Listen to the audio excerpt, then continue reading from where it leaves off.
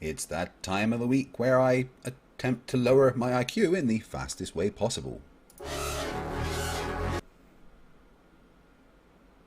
Apparently my computer's IQ is struggling because it didn't want to play that.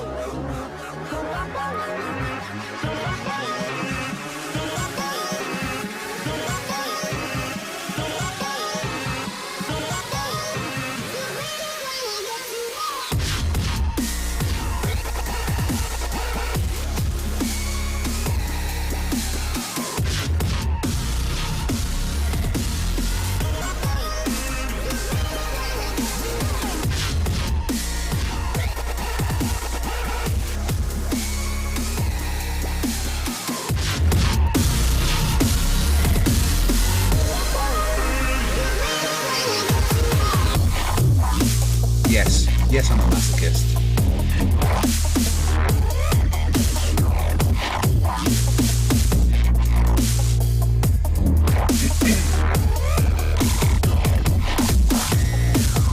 Yeah, Democ's always fun, you're right.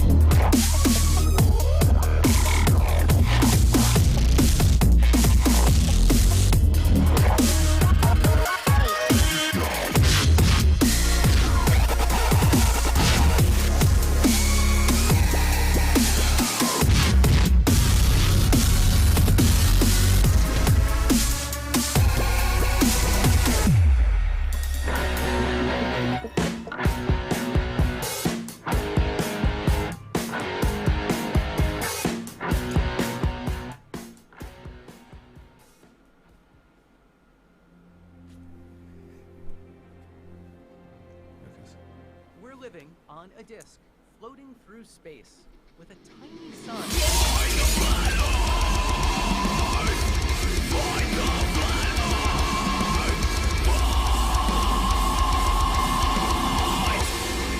Hey, I am FTFE and welcome back to the channel that does the stupidity what Sam Bankman-Fried did to, cryptocurrency. Billions of dollars. Amazing, isn't it?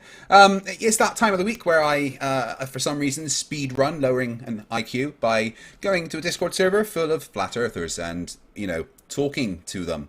Been an interesting week for me. I've been sorting out all the Christmas stuff. There's a big pile of presents under there for the kids and the wife. Working on my next couple of videos and going through a bit of medication change, which has fucked my head a little bit, but a lot of studying as well, because I was wrong about something, and I've been wrong a few times about things, and I always like to admit when I'm wrong. But being wrong is great because it gives me the opportunity to learn to be right. I always very much enjoy that, and I'm hoping there's a chance to display some of that tonight. How's everyone doing out there in the wonderful world of the internets? All ready for Christmas? All prepared for Santa to come and take the credit for your hard work? Checking my daughter's not there. Boomenchu says Democ is trying to explain what special relativity would be more entertaining than witless. Yeah, Democ just has issue understanding what a curve is. He should not move on to special relativity. Hey, Seek Truth, Speak Truth is in the chat, and I would like to let you guys know that on Friday between 8 PM and 10 PM, me and Conspiracy Cats are going to be having a fight live on his channel. That was it, right? Seek Truth, that me and Cats are fighting live on your channel? Something about that. I'm a captain of a team and he's a captain of a team. I don't know, I just assumed we were going to fight. You'd have to check with Seek Truth, Speak Truth for the actual details. Apparently punch and cake will be served. So Seek Truth, Speak Truth, if you've got that ready, you can link it in the chat. Don't know why you want me to fight a cat, but right, so let's go and do this. Let's go and talk to a Discord server full of flat earthers. Why not do that to myself? Enjoy, everybody. Show us how we can determine Greetings, everybody. what we would see at that height. Go ahead. Sure, just give me a sec. How is everybody doing here tonight? Hey, Craig, welcome in. No arguments about how Wookiees clean themselves tonight? We actually were just putting the finishing touches on the cataclysm of the Wookiee wipening before you got back, but we finished it up before you got this time. Wait, the Wookiee wipening is a cataclysm? Yeah. Oh dear. I mean, how could it not be? I mean, it does sound pretty cataclysmic. Right, if you shave all the Wookiees' asses, where does all the Wookiee ass hair go? Well, you've got the Wookiee ass hair mites that, you know, they breed in cages that they release once a year to eat the spare hair. Dude, that's pretty creative. Gotta give it to you, man. Well, I've been talking to flat earthers for a long time, Shane. I've become quite creative. You know, the things they make up, it's amazing. That almost sounded like a compliment until you finished the statement. All right, so I was just wondering, any of that, you know, lovely positive evidence of a flat Earth hanging about, guys? Before you came in, we were on the globe Earth, and I was asking Bacon, our friend, do you expect to see curvature on the globe Earth? And right now, he's going to show us at what height. He has, I guess, a formulae that shows what height that we're going to see curvature. Go ahead, Bacon. Yeah, for that amount of miles you're asking for, I posted the image in the general text chat. How we should look like from that height. If you have like a 50 millimeter lens that is rectilinear. So what height is this at, Bacon? This is 32,000 meters, or 32 kilometers high. So how many miles is that, Bacon? 20. Yeah, so Okay, 20 miles. Now, Bacon, about 20 I'm miles sorry, away. Craig. 1 second, Craig. Sorry. Show us how you got that, please, Bacon. It's from my render. Computer software? Yeah, Yes, I wrote I am. software specifically for that. So I use my own software for that. Okay, can I just show you with logic how you're wrong, Bacon? Sure. What you want to do is take this circle that you've given us, right? I mean, I'm sorry, this curve you've given us, and make a whole circle with it, okay? Around till you get from the top to the bottom, you make a whole complete circle. And then, That's at not this how it works. perspective, where would that give us? Where would that put us? Well, you can't do that because the horizon in that picture is not an arc. It's not a section of a circle. Yeah, the horizon is an equidistant point all around you. Right, so we should be able to complete the circle. If it's curving on top of the picture you gave us, we should complete the circle. You would have what to does that imagine give this. You'd have to imagine this as a 3D camera, right? And to complete the circle, the camera would have to spin around 360 degrees, because that's what the horizon is. It's a circle around you at 360 degrees. You're not looking at like the profile of the Earth at this point. You're just looking at. Yes, we are. No, you're not. You're just looking at an Yes, we are. equidistant point. No, that's not what the horizon is. The horizon is just an equidistant point all around you. It's not the profile of the Earth. It's just the point that you can see. That's not correct. That's not Nobody correct. said. Hang on a second. Let me get this. Nobody said horizon. Bacon's given us a definite curve of the Earth that would be seen at 20 miles high. Yeah, the horizon. The curve of the horizon. But it's curving. All I said was that you see that curve. That's a definite, deliberate curve. We can see it, right? All I said. Right. Is I understand your confusion. Make a full circle. Make a full circle with that curve. Right. And then where would that put us in perspective to the Earth? But that doesn't My work. point is much higher than 20 miles. Okay, so that's how it works. maybe I can help you with a little thought experiment here. So if this camera in this picture was at sea level, it would be completely straight, right? So imagine you've got a hula hoop, right, and you're holding it at your eye level, and it's around you. When you're looking out of that hula hoop, it's going to be flat in front of you, right? But then you lower that hula hoop down whilst keeping looking straight forward. From your point of view, as you lower that hula hoop down, in your view, it's going to curve more and more the further you lower it down. It doesn't stop it being a circle equidistant around you because it looks curved. It's just curved because that's all you can see from your point of view. There's no begging the question. That's what we're seeing. That's an explanation of it. Now, the horizon is the visible boundary where the sky appears to meet the land or the sea. Hello? Yes, correct. Which definition do you have? So that's well, it. It comes doesn't from say the anything Greek, about horizon comes from the 360 Greek word degrees. meaning No, bounding circle. it doesn't say anything about 360 degrees. 360 degrees is your field of view when you are out at sea. Actually, the yeah, word and you'll horizon, need an elevation angle. George. You'll need an elevation angle from a horizontal. George, actually, the word horizon comes from the Greek word meaning bounding circle, which is 360 degrees around you. And a circle can only exist in a That's 2D not correct. plane. Horizon comes from nice one. horizontal. Sorry, one at a time. Someone said something about a 2D plane. What was the point there? Yeah, the circle can only exist in a 2D plane, Craig. You know that. Well, again, hold a hula hoop out in front of you and then lower it down. Does that hula hoop stop being a circle when you've lowered it down? Craig, the circle can only exist in a 2D plane.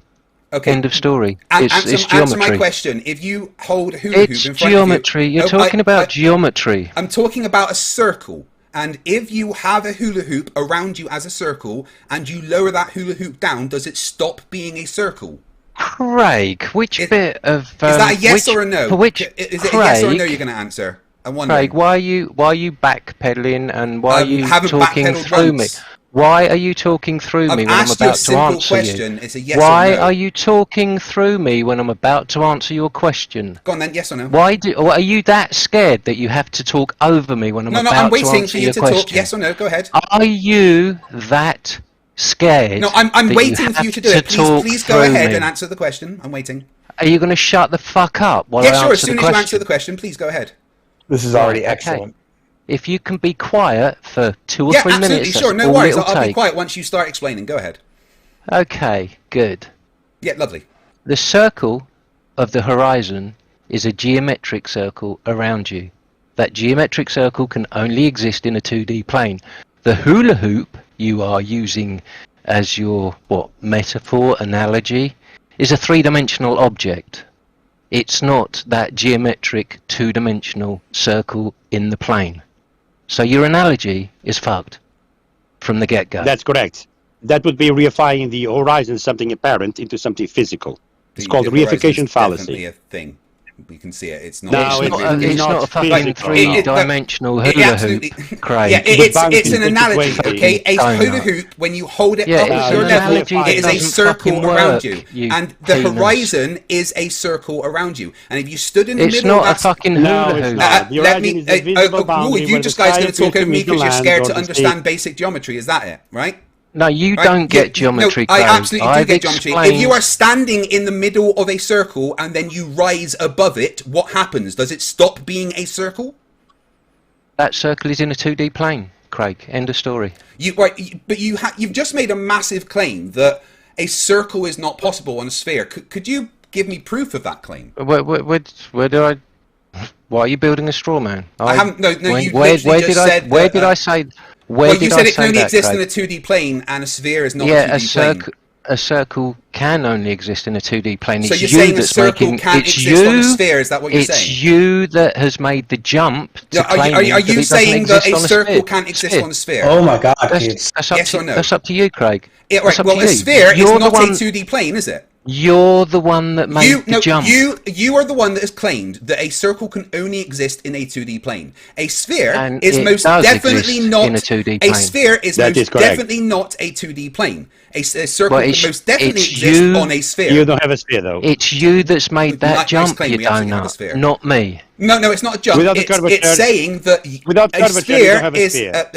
a sphere is 3-dimensional. Your claim was a circle cannot exist on anything that is not 2-dimensional. You are wrong because a circle can exist. No, he is wrong because a circle can exist on a sphere. I said a circle only exists in a 2D plane. That is incorrect. A circle can exist on a sphere. That's your claim, Craig. Calculus disagrees with you. It's not my claim. Calculus disagrees with you. Well, that's a calculation. No, not a calculation. Calculus. That's a calculus. Are you saying geometry doesn't have any calculations? Lovely. Yeah. Craig, you demonstrated that you don't understand what circles are and that you don't understand what basic maths are. That's fantastic. Yeah. The horizon is a circle around you. That's literally what the horizon is. As you rise above that circle, as you rise above that circle, it will appear to be curved from your point of view, but it's still a circle equidistant around you. Yet the horizon is a circle around you. Well done. And that circle only exists in a 2D plane. So it stops being a circle when you move away from that 2D plane. Is that what you're saying? Well, that's your claim. No, you've just said that. You've just said that. I made a geometric statement. It's a false statement. It's a false statement because circles can exist in a 3D plane. No, according to mathematics. No, there's no such thing as a 3D plane. Craig. You just fucked Mathematics, up there.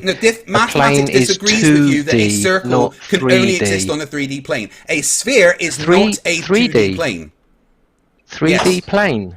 Not 3D plane, just three-dimensional. If I said 3D Well, plane there, I spoke. You're the I one that's spoke claiming. incorrectly. You're the one that's claiming 3D planes. Here, No, Craig. again, if I said tried- 3D plane there, I misspoke because I'm trying tried to to respond put you to all of right your about nonsense. 4 times, Right, but you're too there busy is no fucking such thing as a spouting your circle mouth that off cannot to exist listen. on a sphere.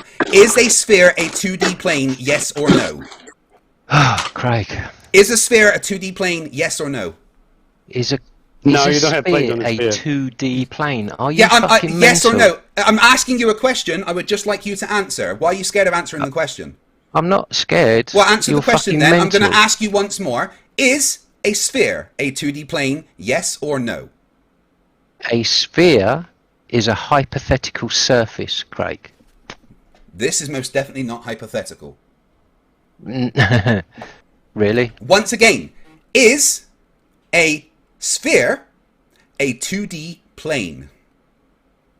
Is a sphere 2D? I'm No, asking. Yeah. it's not.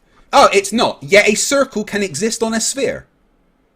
Right, that's your claim. No, it's a fact. It's a fact according to mathematics. Are you? Yeah, according to mathematics, geometrically, a circle exists in a 2D plane. Yeah, Craig. and the a circle circle can be on a sphere. The horizon, as you have said, is the circle around us. Yeah, and it Craig. doesn't stop being a circle when you rise above it, does it, numbnuts?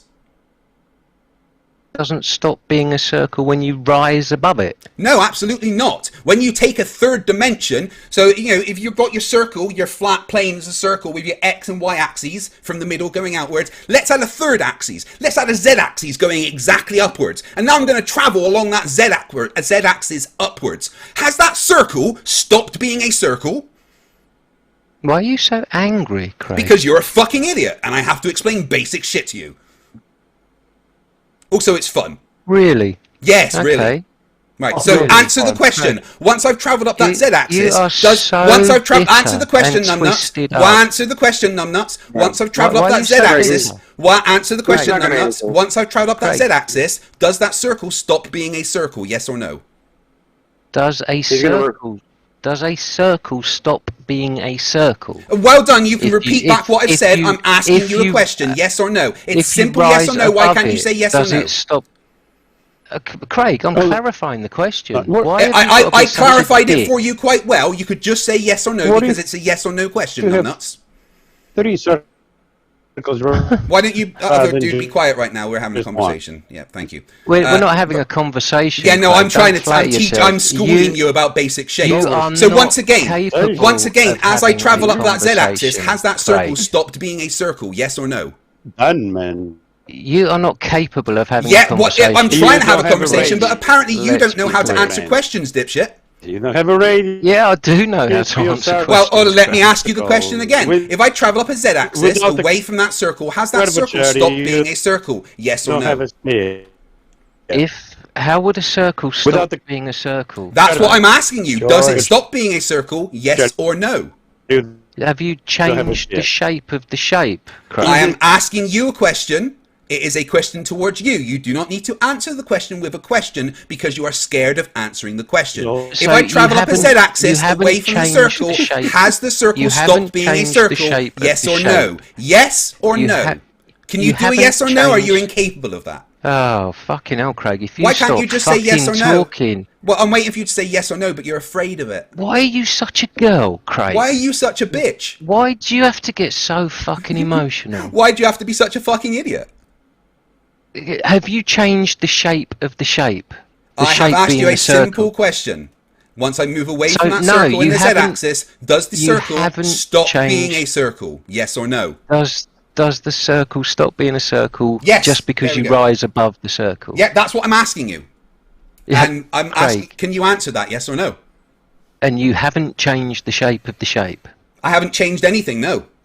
So as Right. you rise above that circle, does the circle stop being a circle? Yes or no? Great. Why would it stop being a circle? That's what If I'm you asking haven't you. changed- So does it if you stop haven't being a changed the circle? shape of Yes the or shape. no? Why can't Why you just is it answer so- yes or no? Why are you incapable Why are of you answering being- yes or no? Why are you being so retarded? Why are Craig? you being so fucking retarded? Because you can't answer a question, yes or no. You haven't. Yes you haven't or no? changed the shape. Why can't you just say the words yes or no? Yes. You haven't changed the shape of the Right, shape. so I'm All going to you've answer done for you. I'm going is to answer for risen you because above. you can't. You can't answer, so I'm going to answer for you. No, the circle Okay. does not stop being a circle when you rise above it. The answer was no. Language. The word Good. you were looking for was no. An N followed by an O. No. It wasn't fucking hard, you absolute moron. And you had to do that silly little dance all the way through that. That's Well, I fucking wasn't hilarious. Dancing. Right, You so were the answer is dancing, no. Craig, Right, so brilliant. because so when the you, shape we've didn't all agreed that when you change. rise above a circle, it doesn't stop being a circle. So if we go back shape to the doesn't picture, change. so if we go back to the picture that Bacon sent, which is of the horizon, which is a circle all around you, just because the person has risen, in this case, 32,000 meters above that circle has not stopped being a circle. It is still a circle, 360 degrees around you. Not my fault you don't understand basic fucking shapes. Craig, can you do me a favour? Can you? No, I cannot do you a favour. I don't like you. Repost that picture. You said 32,000 feet. 32,000 Where's- meters.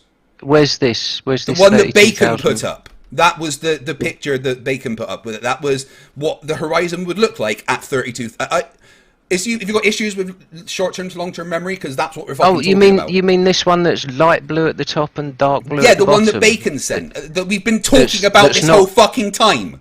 That's not a picture. That's just That's definitely a strip picture on of the light screen. blue and a strip of Yeah, dark This blue. is. Are you unaware that this is what we've been talking about the whole time? I'm fully aware. No, Right. actually, Are Craig, you guys we aware were that Bacon we were admitted- talking about the circle, the horizon being a circle in the plane. The horizon is a Yeah. circle all around you, and it In- hasn't in the stopped plane, being a yeah. circle Yeah, because the you've risen circle- above it. So that circle is still a circle. Okay, and how does this relate to this picture that Bacon's posted? How Because does this picture that Bacon's what posted? Bacon has posted How do is a you picture turn of the that horizon. into a circle? How do you turn that into a circle? The Craig? same way that you would turn a hula hoop into a circle by turning 360 degrees around. Imagine this as a camera on a balloon looking out at the horizon, and if the camera spun 360 degrees around, that is what you would see 360 degrees around, because the horizon is equidistant to you at every single point. So what you're seeing here, what Bacon has given you, is a representation of the horizon at 32,000 meters, which is still a circle all around you, as the Greek meaning of the word horizon, bounding circle. It has never stopped being a bounding circle. Yeah, circle in a 2D plane. Well done. Yeah, and it's still a circle. Okay. In a 2D plane. Well Yeah, done. so, yeah, of course, but on a sphere. Circles only exist in a 2D plane. Yeah, and Well that can done. still exist on a sphere. Yes. No, Craig.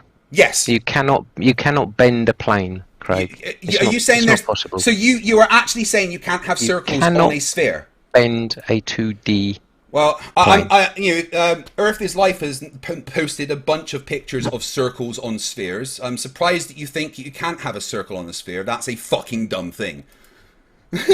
And shows that you're not actually qualified to even have this conversation if you think you can't have circles on a sphere. What do you think a cross section? What do you think a cross section of a fucking sphere is? That's an intersecting circle. It's a cross That's not section. on the It's still a surface, is it? circle. Oh, you're such a dick, Which Craig. sphere is he That is an talking about, intersection of a sphere, and Right, to take right. anything, Maybe I need to take clarify. The anything from horizon. Earth is light. Right, if you were to take a plane, of the horizon, You're fucking that hilarious. would be. You're if so you were, fucking Yeah, stupid. yeah, I am funny You actually. That's why I got a bunch of hilarious. subscribers. Black So if you were to one. take You are a slice of the so horizon, it fucking would be a hilarious. 2D cross section of the globe. It's a slice. No, you through have a the shit Yes, line. and that's Wait, what the horizontal horizon plane. is. Right. What? fucking- Right. So if You're you a go. fucking dick, Craig. Yeah, horizontal plane, yeah. I am lit. Right, Horizontal what we're plane, seeing that's what here horizon is the horizon that you would see. Right, if you go to the plane section of a sphere, one circle, again a picture from Earth is Life. He is showing you what the horizon is and what you would see. Earth is Life's a dick, the same as you are, Oh, Craig. yeah, What lovely. the fuck? You Why think don't you someone's show a what the dick horizon because is? they're showing things that The you don't horizon like. is the visible boundary No. where the sky appears to meet the land. That is Yeah, an it's a bounding circle all intersection. around you. You can Yeah, go and next that's to us. exactly that is what the horizon is. That is a 2D plane intersecting a Yes, sphere. and that's the horizon is Next to this literally guy, a he's cross done. section of the globe. That's what the horizon is, you fucking muppet. Yeah, and Craig, you do realise that the water, when you're at sea and the horizon is 360 degrees around you, you do realise that the water is the surface of that plane, don't you? The water, of course, is the surface of the plane if you're at sea, but the surface Yeah, isn't flat. That's for There sure. you go. The water I mean, is the surface of the if plane, you were- as you just said. If you Craig. were, the water well, is actually, the that's not surface technically of the okay. No, plane. actually, that's not technically Well done. true. Thank you, Craig. Thank Actually, you. I'll no, take I am. that one. I'm retracting that. I'll because take that one. I'm thinking Yeah. about it as you've Ah, just you're said it, gonna and you're retract that. incorrect. Water is the right? surface of the Nope, plane. absolutely Thank not. You are Craig. absolutely incorrect about that. Actually, you're not, because we've shown the surface of the That's plane what to you the said, Earth. Craig. Yeah, I know, That and is like what I've said, you I have said. just retracted that as you can do. I was wrong about what I said, and I just thought about it, and I'm admitting that I was wrong about me agreeing with you. So you are wrong. Yep. It is not the surface, the plane, because water isn't flat. Like the fact that water is never flat All right. disagrees with you. The horizon is an Water's intersection. never It's flat. no, it's absolutely never flat. And I've actually got okay. mathematical engineering proof of that. All right, but Craig. the Whatever. horizon Yeah, is simply right. a bounding Real circle, quick. and the horizon ask will something real always quick? be a cross section of the globe. Shane, it's a Shane, I hope you got that as a soundbite. That, It's that a is cir- a fucking Yeah, and then worthwhile he's got the soundbite soundbite there. of me going, actually, I Shane. was wrong, because an intellectually honest person corrects themselves when they've made a mistake, which is Hey, what no, Clyde you know- Rivers can never do. You know I didn't- MC Toon? He also Oh, come on, stated you got a that the moderator in your surface of house. water is Yeah. sits in a plane. Yeah, again, I haven't said that. I disagree with that. Well, MC Toon disagrees with you then. Well, MC2 Hey doesn't guys, disagree with me. I've got a simple question here, but what do you flat earthers think spheres are actually made of geometrically? I don't think Craig needs your help, but if he Well, needs to spheres ask need for to it, have he'll go curvature, ahead. though. I mean, A there are sphere lots of requires globes there. curvature. Right, if you do want to request help from the panel, you certainly can, Craig. But something tells me that you got I it. didn't realize who had spoken up there. I mean, I'm okay right now. Well, to if be it was honest. me, I would be muted by now. I don't know why Greg is not muted now. So we're going to invite him he's for an been- event. you He's can been literally there make several circles times, I with don't know straight why I had lines. the That's always an interesting thing. Yeah, you need a straight line for a radius, yeah. Yeah, no, you absolutely can make circles But you with need, straight lines. but you need a, Did you not you know need that? a you need a horizontal plane, though. It's actually how like 3D rendering works. Yeah. Yeah, you end up with a Dornagon. Yeah. Yeah. Okay. Yeah. Let me find that. That's perfect. I mean, a circle is just an infinite amount of flat planes. That's it. Circle is an infinite amount of flat planes. Yeah. Yep, you heard that That's correctly. another concession. I mean, it's a fact. Yeah, all on different planes. You can have an infinite amount of tangents, and it will make a circle. This guy's a joke. Are you disagreeing with that fact? Well, a sphere doesn't have any horizontal planes, does it? No, a tangent Hello? to it does, though.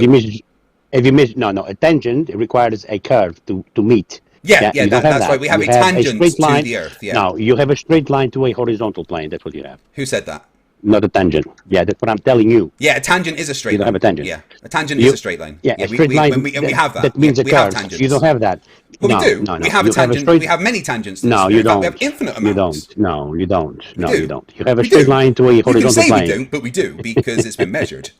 No, we don't. No, No, you So can let's say not we be- don't, but then you'd so let's be not wrong. be I mean, I'd going agree with you, like and that. we'd both be wrong. Yeah. So, You have a straight line to a horizontal plane. That's what you have. We don't have a tangent. I mean, in what context are you talking about? It's been debunked. Black Swan What has 2019 been debunked that the horizon to be physical. The horizon is not physical; it moves with the weather. The horizon is most definitely a physical thing. We just, No, it's see not. No, different. it's the visible boundary where the sky appears to meet the land or the sea. Bye, bye, Greg. Have a good Yeah, night. it is a visible Don't boundary make- where the land don't appears to make meet more the of a sky or fool of sea. It's also a yourself, Greg. bounding circle all around you. It says 360 That degrees is a around you. celestial. No, that's a celestial sphere. That's a flat Earth model as well. Greg, No, so- don't make more fool of yourself.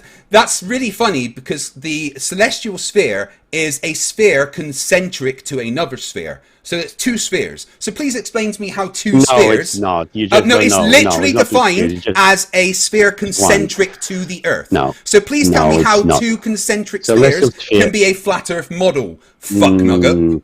No, it's not. It's You literally like to defined as that. insult people, don't you? No, No, it's not an no, insult. it's You not are a that. fuck nugget. That's a Other than description. Can you cite your source? Do you have an argument Celestial other than sphere is not can even you a actually cite sphere. a source? It's a horizontal plane. What's a horizontal plane? And that coming up on the chat now, that is a celestial sphere. See the horizontal plane? That plane north, south, east, and west, that is in a plane, a field of reference. Yeah, what you have is dials, yeah, above the plane with the sun and the moon and stars. Those are dials above the horizontal plane. The Depending on the line celestial of sphere latitude, is concentric you'll set to the Earth. sphere Concentric according with the can be lines of flat. longitude and latitude. You don't know what you're talking about. It must be No, flat. it's literally By Greg. defined as a concentric sphere to the Earth. Concentric spheres No, it's not cannot a be sphere. flat. No, that's literally the definition of it. That's literally what the Horizontal celestial sphere plane. is. Horizontal plane that moves with you as you move. Yeah. And from In that the middle, horizontal there's going to be a plane, it can be slice elevation through the angle. middle that's horizontal, like you can slice any shape in half. But the celestial sphere is a sphere concentric to the Earth. No, it's not. And It's that- a flat plane. No, But, I'm glad would you that like are me to using get the flat plane definition for of your it model. up? If Yeah. I get the definition of it up and it says it's concentric, will you admit that you're wrong? No, I'm Portuguese. It's a celestial sphere. The So you, alphabet is right, good. there we It's go. part of So my even flag. if I I know get the exactly evidence, how it you will works. not admit It that it's requires a wrong. horizontal plane. No. It So why requires is a it horizontal defined plane. as a concentric sphere then? Please explain that. Why is it What do you mean defined as a concentric? It's not a sphere. concentric? It's a horizontal plane. No, it's not a literally horizontal described plane. as a concentric sphere to the Earth. It's a horizontal plane, man. You North, keep south, saying east, that, west. He's but on a again, I can get the north, definition south, up for you and we east, can read it Mr. together if you Craig. like. Yeah, let's Listen, just give Mr. him the Clever Boy. definition. George, Mr. Clever Boy, concentric. for you to Go ahead. set the celestial sphere, yeah, you need to have the coordinates, yeah, north, south, east, and west on a horizontal plane. Hello. George, real quick, concentric. Just imagine a dartboard and the circles getting bigger as they go out. Right, concentric circles. That's what he's talking about. There you go. Go ahead. Thanks for that. Okay, right, so... Yeah, but those circles that you're talking about, it's circles of equal altitude on the same plane where these observations are occurring. Because if you're using a celestial sphere, you grab your sextant, you aim at the sun, for example, or the moon, and you have your reading, the angle will give you the latitude for the celestial sphere setup. So now you know north, south, east, and west, and you know the angle for one of these bodies in the sky will give you the latitude. So you're already halfway there on the plane. You just need one more observation, and you'll pretty much have a fix on the plane. Yeah, you missed out on about 10 steps of celestial navigation there, but right. So I'm going to post in the chat here, an explanation of actually what a celestial. Now, if you use the sphere celestial is. sphere, you don't have many steps. Yeah, well, I mean, you've obviously never done a navigation with a sextant because there's a whole algorithm you have to follow. So celestial sphere again. So as I've just posted here, which everyone can and see. latitudes. George, one sec. George, one sec. So So here we go. And this is from planetarscience.org. What is the celestial sphere? In astronomy and navigation, the celestial sphere is an imaginary sphere of an arbitrary large radius concentric with Earth. That's the important part there, George, is concentric with Earth. All objects in the observer's sky can be thought of as projected upon the inside surface of the celestial sphere as if it were the underside of a dome. Concentric. What a good definition. Now, again, imaginary sphere of arbitrary large radius concentric with Earth.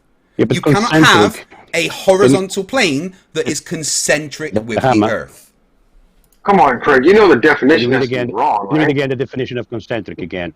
I think it said circles. It didn't say spheres. Can you read again, please? Like if you imagine a dartboard, right, and the bullseye, and then the circles get bigger as they go out. Circles around. So not Yep. spherical then, so just circles. You'll need a plane for that, yeah?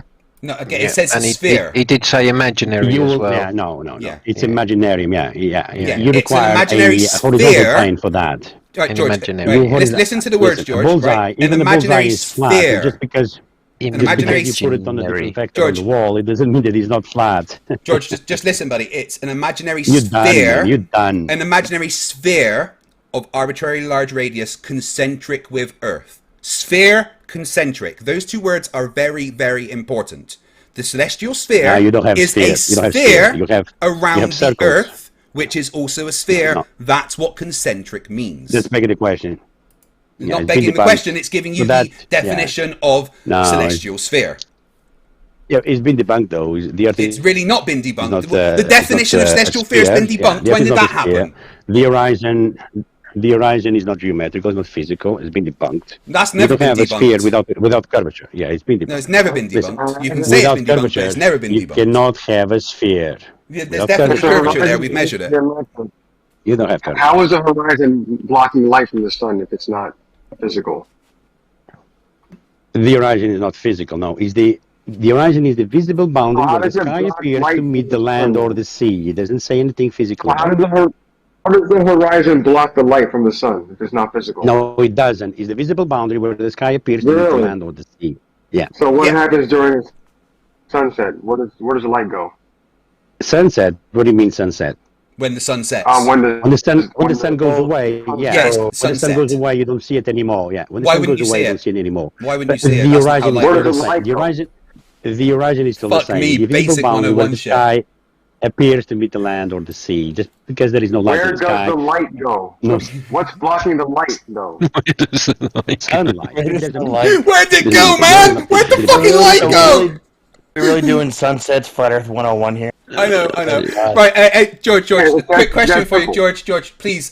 So, if the That's celestial cognitive sphere is all about, dissonance, guys. horizontal plane and everything, what coordinates are used for the celestial sphere? Coordinate, well, it has to do with your line of latitude, like I said. First, you get your sextant. You measure the sun or the moon latitude, the angle Yeah, so to it. what coordinates and are then, used? And then it depends which one is your reading. If you're reading 21 degrees, you need to settle your latitude 21 Okay, so degrees. could you That's what please it maybe is for. explain negative declination for me?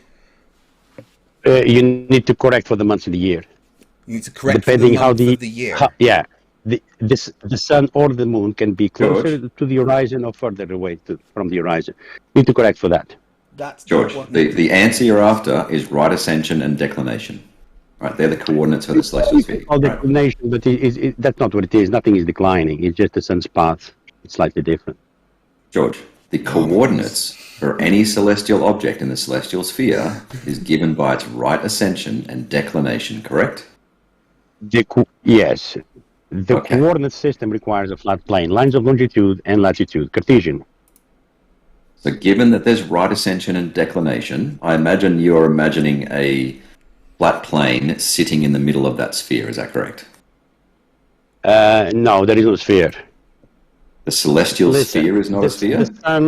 The sun is always it's not a sphere. The sun is The always celestial sphere is not a sphere. Is not a sphere. Okay, It's thanks, not a George. You're sphere. getting No. turned back down. It's a again. horizontal Goodbye. plane. See you, Yeah, it's a horizontal plane. Yeah. Then why You is need it to called set a celestial north, sphere, south, George? east, and west. Yeah. Because it appears like a sphere once you have the dial. Oh, it just above the plane. appears like a sphere, but it's Yeah, not appears really a too, yeah. sphere. Amazing Do- that it's actually a you know what fucking dials- sphere, maybe- according to the maybe I'm not definition. Maybe I'm not using the right word. I call it dials. They are more like wheels. You know, when George, you you've never set held a the sextant in wheels your hand. for Don't lie to the me. day.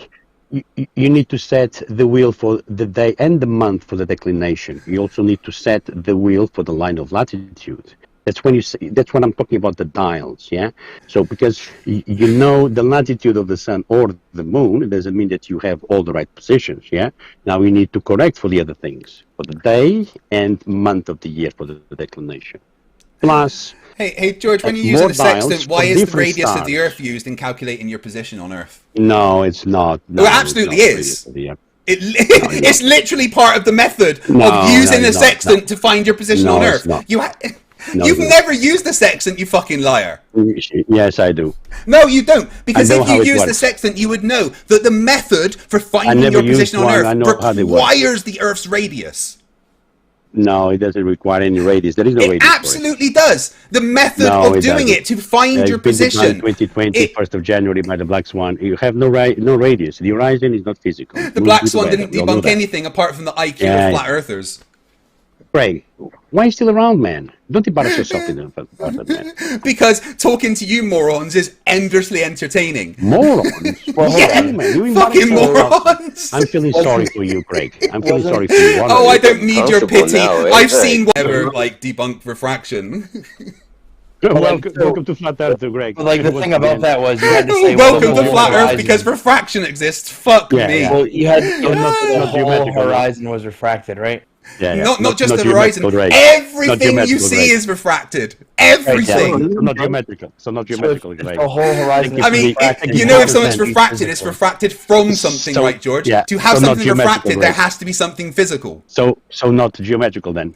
Thank you for the concession. I didn't concede. I literally just said the opposite. You're more. This is why I call you a moron. I say the opposite thing, and then you say, "Thank you for the concession." Not physical, fucking dipshit. Not physical. Yeah. Not geometrical. We should be talking about the geometry, which is non-existent, which it requires for your sphere. You don't no, have, there is you don't absolutely have physical curvature for a geometry. sphere, I no. don't know why you would say that because it's fucking dumb. It should be done, man. It should be done by now. All right, this I don't know why the mods completely evolved, dude. Why don't we have someone else go? Oh, George, you're hilarious. You're Nathan Oakley parrot, but worse. You've been debunked, Greg. No, time. I really. I don't know why. I can't get debunked around, by you not understanding things. That's not how it works. You're not even defending the globe anymore. Oh no! The globe doesn't require defending. My point of what I do is to point and laugh at you, fucking moron. Yeah, laughing. You're laughing at yourself. Yeah, really, absolutely. I'm laughing at myself. The 700 people watching are also laughing at me. Oh, and anyway, George, you're a bit too dumb to talk You have 700 people watching. Yeah, and I hope they all had. I hope they all heard you backpedal. Craig. Yeah, well, because there's nothing wrong with admitting you are wrong and correcting yourself. That's what intellectually honest people do. You're not wrong, though, like Craig. Well, no, that's the thing. I was wrong and I corrected myself. Your original statement was No, correct, I disagree. I Craig. disagree. So My original statement was wrong and I corrected myself. Fucked yourself over. Well, no, I didn't, because I admitted I was wrong and I corrected myself like an intellectually honest person would do. The problem is that no flat earther has ever admitted they were wrong. Well, actually, that's not true. Seek Truth, Speak Truth, Planty, Sean G in the chat, they all admitted they were wrong. You know. But they're not actually flat earthers, so they don't count. Yeah, exactly. They were flat earthers, then they admitted they were wrong. So, I mean, the dumb thing to say that there is no physical, like, horizon and stuff, it is insane, because you can't have a refracted horizon. It's not dumb to say, Greg. It's been debunked. Greg, stop it, please. Again, you can't have a refracted horizon if there wasn't a physical horizon to be refracted. That's how refraction works. It's not just some kind of magic. Hold on. That's insane. So we brought up an observation that was too far to be possible on a ball with curvature, right? And then you said, well, no, the whole horizon is refracted. And then you said, well, actually, it can only be refracted if it's physical. It's like a double reification squared or something, isn't it? No, what don't you understand? Right, when you see something, right, the light has travelled from that. Like, George, when you see something, the light has travelled from that object to your eyes, right? Do we all agree on that? Yeah? No objections to that statement that when you see something, it's because the light has travelled from that thing to your eyes. No objections. Brilliant. I can move forward. Right. Which means that if there's an atmosphere with different densities and stuff that we have on Earth, when you're seeing something, the light from it has travelled through that atmosphere, undergone refractive effects, and then entered our eyes. That's how seeing works. Is there any problems with that? Sorry, Greg. Yes, there is a lot of problems. I was muted. I couldn't answer when you asked that question. I was muted. I'm sorry. Can you ask the question again? Do you know why that was, George? Ask the question again, please. Right. There was a couple of questions there. The first question was, do we all agree that seeing things happens because the light bounces off something and comes to our eyes. Is there any objections to Do that? we see things then you Yeah, in geometry? I see like things you're because I imposing, have or eyes to see. Do we see I things? see One things at a because I have time. eyes. One at a time. I'm just talking about things in general. Do you agree, George? The reason we see things is because light has bounced off of those things and entered our eyes. You agree? Because we with have that, yes? eyes. No, because we have eyes. That's the reason why we see. We have eyes. Yeah, but how do Well, our did I eyes miss see? something? How do our eyes see? Yeah, you should ask If they yourself work that the question. way. Yeah, the answer is there is photoreceptors at the back of our eyes. The light bounces off of things, goes through That's whatever really impressive. medium, Which enters. geometry do we see? I'm talking. That's really impressive. That's incredibly impressive. Will you just We're stop all over talking me? thoroughly impressed. Will you stop over talking me? I'm just talking What about geometry? light. Let me Just beg the talking about question. light. Hold on a second. Right? He's almost there. Right. Right. I'm just, Which I'm just, geometry I'm is just the talking about question? light. One I'm just talking about light. Right. That's how seeing things works. Light bounces off of something, travels through whatever medium, goes into your eyes, travels through the medium of your eyes, actually gets flipped upside down by the medium in your eyes, and then the photoreceptors. Which geometry? You're missing the most important In part. which here. light would that be? geometry We're just talking about is light. the Geometry is perceived? irrelevant. We're just talking about light. Right. So stop interrupting. Which and light listen. would that be? Okay. So the light has now. Right, we've talked about what's happened to the light, and it's hit the photoreceptors at the back of our eye, creating an electrical signal. Right? Do we all agree that's how seeing things works? Yes or no? Yeah. Beg the question now. Go Brilliant. ahead. Right. So the next thing was: do we agree that light has travelled through a medium to get to our eyes? Which medium would that be? The atmosphere. No, that would be begging the question of a sphere. Call it whatever you don't want, have a sphere, but it yes. is Remember, generally that's what the it is Bunsen generally sphere? known No, you as don't the have a sphere. atmosphere. That is the name of it, right? That is the name of that is the name of it, right? That's just what it's called, right? You don't have. Do we agree? Do we around a sphere? No, you don't have a sphere. Do we agree? It's just No, we called, don't agree. It's just called the atmosphere. That's just the name of it, okay? No, right? But that's begging the question of a No, sphere. it's no begging the question. It's just the name of the air around us. That's it. January. Yeah, no. The air around us. That's called the air around us. Yeah, it's generally known as the atmosphere. That's just the name. Okay. The air. No, it's not, there is no sphere. It's just the air but above the plane. whether you say there's a sphere or not, it is generally known as the atmosphere. With airplanes. Yeah, with level flight. Right, yeah, George, George, stop getting sidetracked. Stop getting sidetracked. There is no atmosphere. Right, George, stop getting sidetracked. The air around us is generally known as the atmosphere. Okay, that's just what it's called. No, right? but there is no. Yeah, but there is no sphere though. Yeah, okay, whatever you say, but that do we agree that's what it's not generally whatever called? I say. Yeah, but you don't have the sphere though. Why are you calling it sphere? George, because that is what it is called. Is it because you need radiance value for your light to bend around? George, again, it's just called the atmosphere. It's not me that's calling it the atmosphere. It's just what it's called. Radius, you don't have a sphere. You don't have a sphere. George, will you stop and just listen? George, will you listen? It's not me calling it the atmosphere. It's just what it's called. That is the name of it. Right. Okay. So we're just going to go with that name of it, right? 2020. So the last one debunked the George, shut the fuck up and listen. With a radius of 3959. George, no, you need to shut up. George, because just you have listen. People I'm trying to explain to you, so and need to listen to the I'm trying to get this conversation to move forward. So, do we agree that it is generally known as, whether you agree with it being a sphere or not, it's generally known as the atmosphere? Sphere, though. It's been debunked. I don't care if you say it's been debunked. Just go with the conversation. Just go with the conversation, George. Just go with the conversation. Stop being so silly. The air above the plane, yes. Which is generally known as the atmosphere. Okay, it doesn't matter. It's generally known as the atmosphere. Right? That's what people call it. Right? No, it's been debunked. That's what it's called, though. You can say it's been debunked if you want, but that is what it is called. No, atmosphere's George, let him talk. Definition. George! He's literally contradicting himself right now, bringing in the atmosphere conditions, debunks the physical refractive geometric measurements. It literally contradicts Why do you let them begging the question of that? No one's begging the question, George. That's just what it's called. Definition. Hold on a second. That's just the name of it, okay? Right. So do we agree that the light, once it has bounced off of something, has travelled through the medium, air, atmosphere, whatever you want to call it. It's travelled through that and come to our eyes. Do you agree with that? We don't have atmosphere. We have air. George, no, it's listen. Not whatever I want to call it. That's why we're here. George, we're here just listen to me. It's difficult to accept. George, listen to me. Do you agree that the light has travelled through a medium that we call the air, atmosphere, whatever you want to call it? Do you agree that it has travelled through that medium to come to our eyes?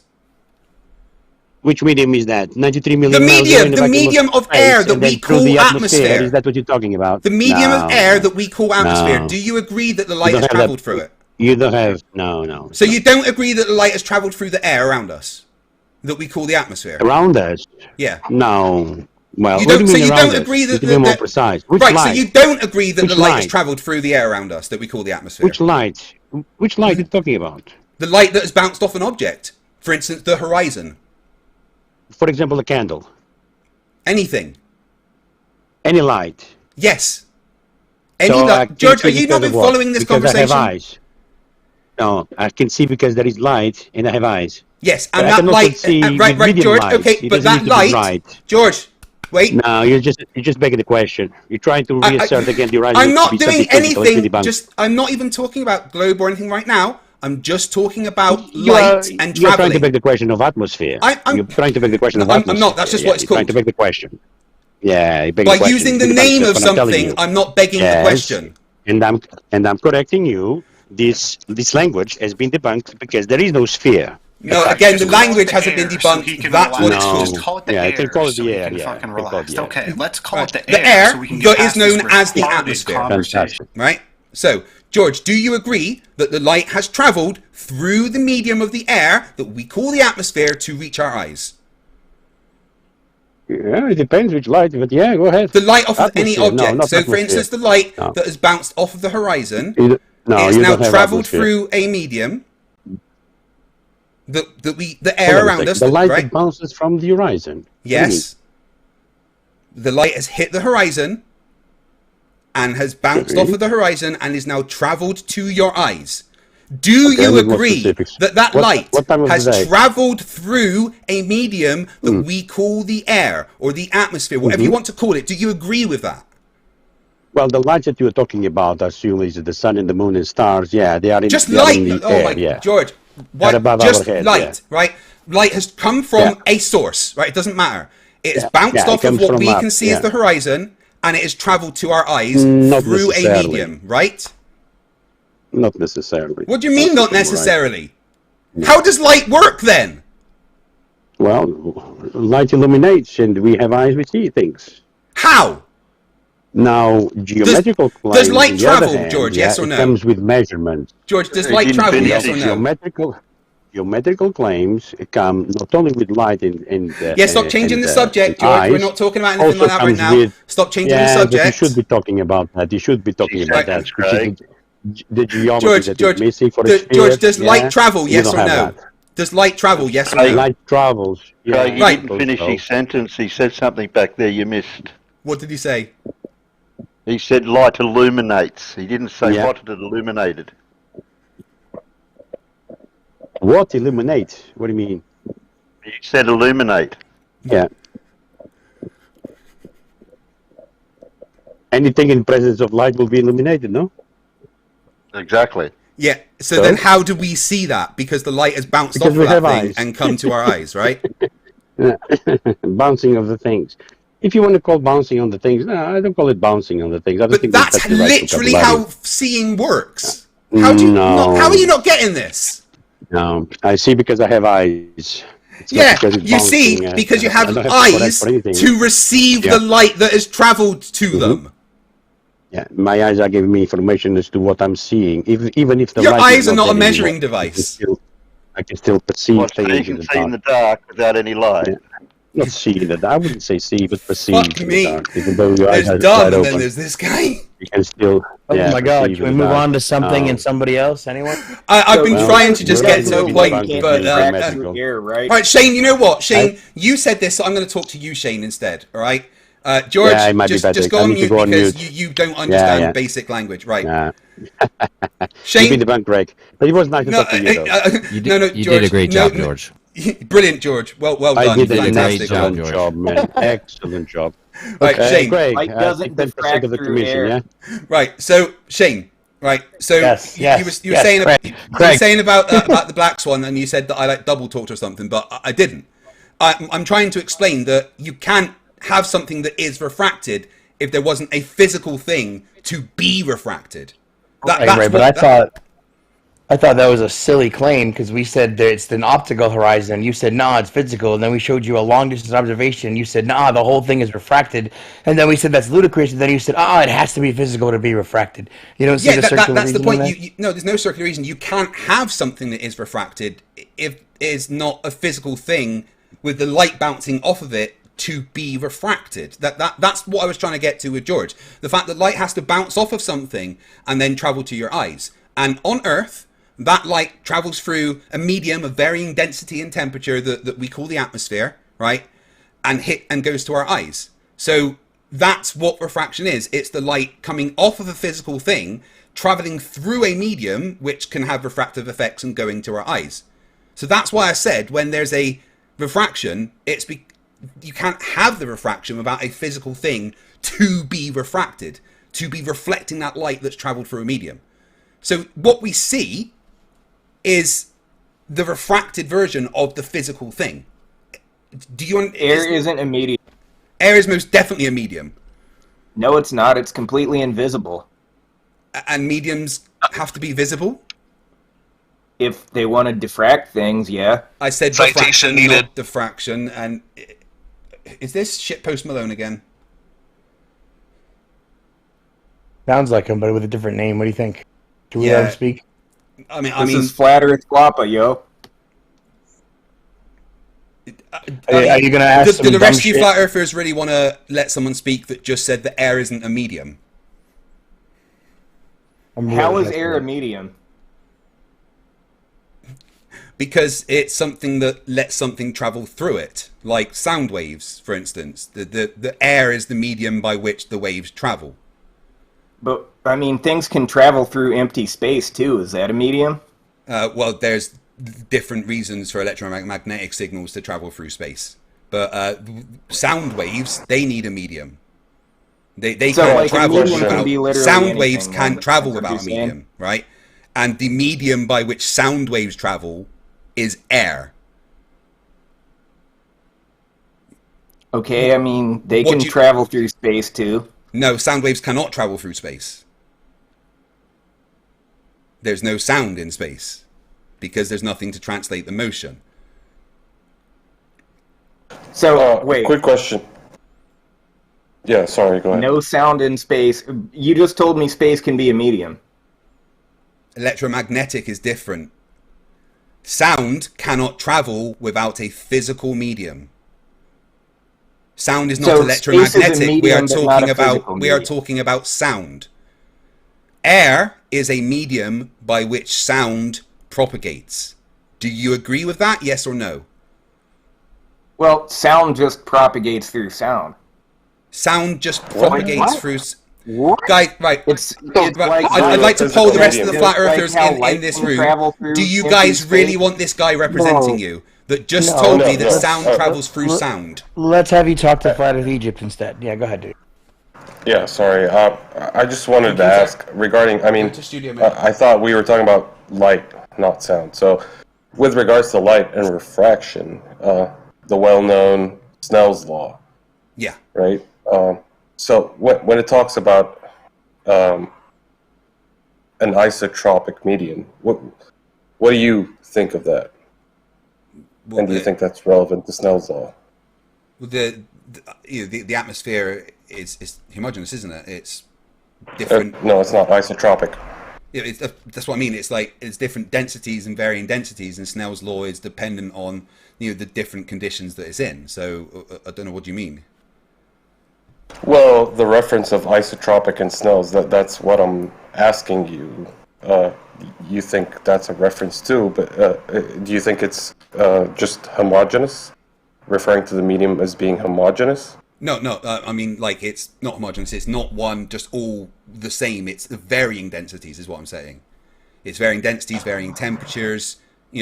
That's what the atmosphere is. And Snell's law applies differently, depending on the variables within it. And so you're changing the temperatures and the densities and everything, and Snell's law is changing. So I don't know, what is your point? No, my point is, within Snell's law, refraction is defined as light bending through different isotropic medium.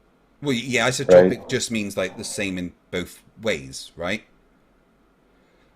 I don't know what that means.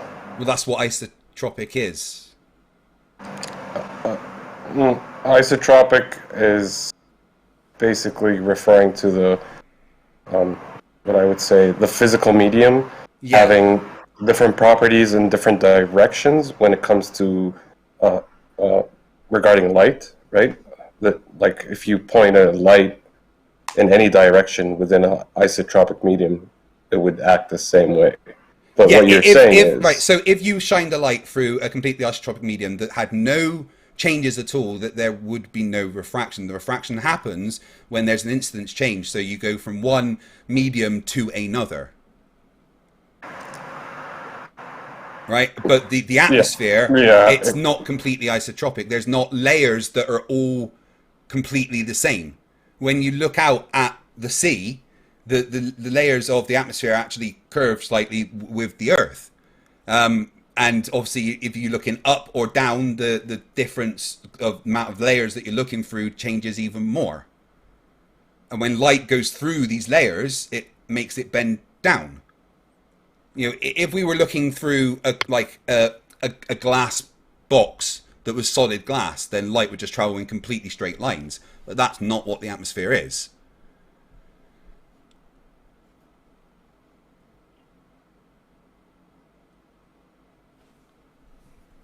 Yep.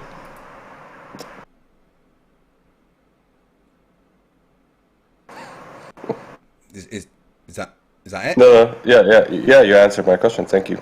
Yeah. That's it. What was the point of that? I mean, we're just agreeing what refraction is. It's light going through medium, changing from one medium to another. So when it's going through the atmosphere has changing densities and temperatures, and that has refractive effects. There's lots of incident changes at many different points. And in general, it makes the atmosphere bend down. But it goes back to your explanation. It goes one way, following the curvature of the Earth. Yeah, because in your example, density. To you, yeah. Yeah, exactly. And you just mentioned that you can have different temperatures, different densities, yeah, and different densities. Yeah, which is going to change that makes the refractive index change as you go along. So it's going to be refractive conditions to the light. Whenever we look at something in the atmosphere around us, we're seeing refraction, because the atmosphere isn't completely just one thing. Flerfs laugh at me when I say this. When you're looking at your hand in front of your face, that's going through. It's going through a medium. It's that is of varying density slightly. The heat from your hand has slightly altered the density. The heat from your body, as the light gets close to you, has changed the density slightly. Whenever we look at something, what we're looking at is something that has undergone refractive conditions. Unless we were in a perfect vacuum, we're always going to see something that's undergone refractive conditions. And even then, the light has to go through our eyes and have refractive effects happen to it. Whenever we see something, it's undergone some kind of refraction. Yeah, how do you account for it, like in an observation? They don't. The leading refracting guy in the U.S. has no idea. At the end of the day, it's just guesswork. He's been confirmed to say that. But in general, you would on the day take density and temperature measurements at different points. If that's not possible, you would use averages from historical weather data to find out the exact conditions and apply the correct refractive corrections to show what the light would be doing. Texas sharpshooter fallacy. Those refractive averages will just automatically prove the globe. They're literally averages which will make the globe happen. That's why in general I said that if they're able to, they would take density Crazy and how temperature all readings these on the day. pictures, though, just look exactly like everything's flat. Pretty fucking wild. No, and as Weiskopf said, Andrew Thomas Young hasn't got a fucking clue what he's talking about. I mean, the world's leading expert in refraction. He definitely does. Yeah. No, he's admitted that he hasn't got a clue. That was my whole point of bringing it up, that he admits it's not an exact science. Like, exactly. What part of that confused you, man? Honestly. Andrew Thomas Young has written several hundred papers on refraction. Yeah, and he said that it's not exact. It is guesswork at best. No, he doesn't say that. His papers disagree with you. How many balls? Really, because the email conversations with Jaron directly disagree with I mean, I've vague had assessment several of his email papers, conversations which you've with probably never read. And Travis. I've Travis read has had most of email his, well, a lot communications of his with him work, as well. But, yeah, Travis has had direct communication with him. But anyway, we know if we can find just out the hand-wave conditions. dismiss it that Andrew Thomas Young has admitted that it's guesswork at best. What he means about guesswork is knowing guesswork at best. What he means is cherry picking. Guesswork again. At best. What he means is the fact that sometimes we have to. Why are you second guessing? I'm not guessing. I am trying to explain, but you won't shut the fuck up. As normal. You're second guessing. No, I'm not guessing. I'm not second guessing. You're not him. What he's literally saying is that there is sometimes guesswork involved in finding out the refractive conditions. Not him. I've had several conversations with him via email, and these are things that he has told me. You are not him. No, but I have spoken to him via email, and this is what. Yes, and what he means by that, which is what he told me, guesswork is that, at best. Again, what he means by that, which is what he told guesswork me. At best. Yeah, you keep repeating that, but you cherry pick one quote, ignoring the rest of it. Typical Flerfs fucking nonsense. Yeah. At best. And what he means by that, which is what he told me, is that sometimes when you're what unable. He told you. Yeah. All right. Yeah, in the email conversations I've had with him, several of them. Right? Mm-hmm. So what he means... No, if you're not going to let me talk, then that's fine. If you're too scared to let me talk, I fully understand. Nobody's scared of you. Yeah, you fucking are scared to let me talk because you won't let me say it, will you? You are because you won't let me say it. No, you fucking are because you won't let me say it, you fucking moron. And I'm not even fat! Look at me, you fucking moron! You can't even get that right! I'm not fat, you dickhead! That's enough of that shit. Audio chaos is not preferred. One at a time. I love the fact that these fucking morons call me fat when I'm not even fucking fat. I love it. I was gonna say he's actually not so fat anymore. Cross somewhere. Yeah. So Andrew Thomas Young, the things that Andrew Thomas Young has told me. Nobody heard what I just said, I guess. Every time you interrupt me proves you're scared about what I'm going to say, okay? So what Andrew Thomas Young has told me is the only guesswork involved is sometimes you have to guess the the temperature and density conditions because you cannot get to them. You're not listening to what I'm saying. Guess it to figure it out. Yeah. You got to guess it to calculate it. No, again? The refraction. No, you won't listen to what I'm saying because you're too scared. That's right. That's right. You're far too scared. You said sometimes you have to guess. Sometimes you have to guess the density and temperature conditions. And if you're unable to take a measurement, you would use averages, which is what the guess is. Measure the temperature. Well, the measurements don't work. No, the measurements work fine. How's that different from what DP said? But in general, that's not the case. He's just in general, that's not the case. We've just said. No, I literally haven't. You're too much of a fucking moron to realise that I've just debunked your dumbass. Greg. No. Hold on. We just confirmed his the problem is that you just overtalk and don't listen to what you're fucking told. The problem is none of you will ever fucking learn anything because you're too thick to have anything go into your fucking skulls. You are all fucking terrified. You're all fucking scared. Because every time you make a fucking noise while I'm talking shows how scared you little bitches are. Guys, Greg is clearly getting a little upset. Let's back up for a minute. Let him talk. is guesswork, and that's what you hang your hat on is guesswork. So Again, great job proving your point with guesswork. That's no, not an exact so you science didn't listen coming to what from I the said. leading You didn't listen to what I said, you refractive fucking dipshit, did you? Not a science. Didn't listen to what I said, you fucking I've heard dipshit, it from did you? the source who's the expert on it. I I don't know what you were saying. You're misquoting the source. You're cherry picking the source, which is the only thing you fucking idiots can ever do. Is cherry pick.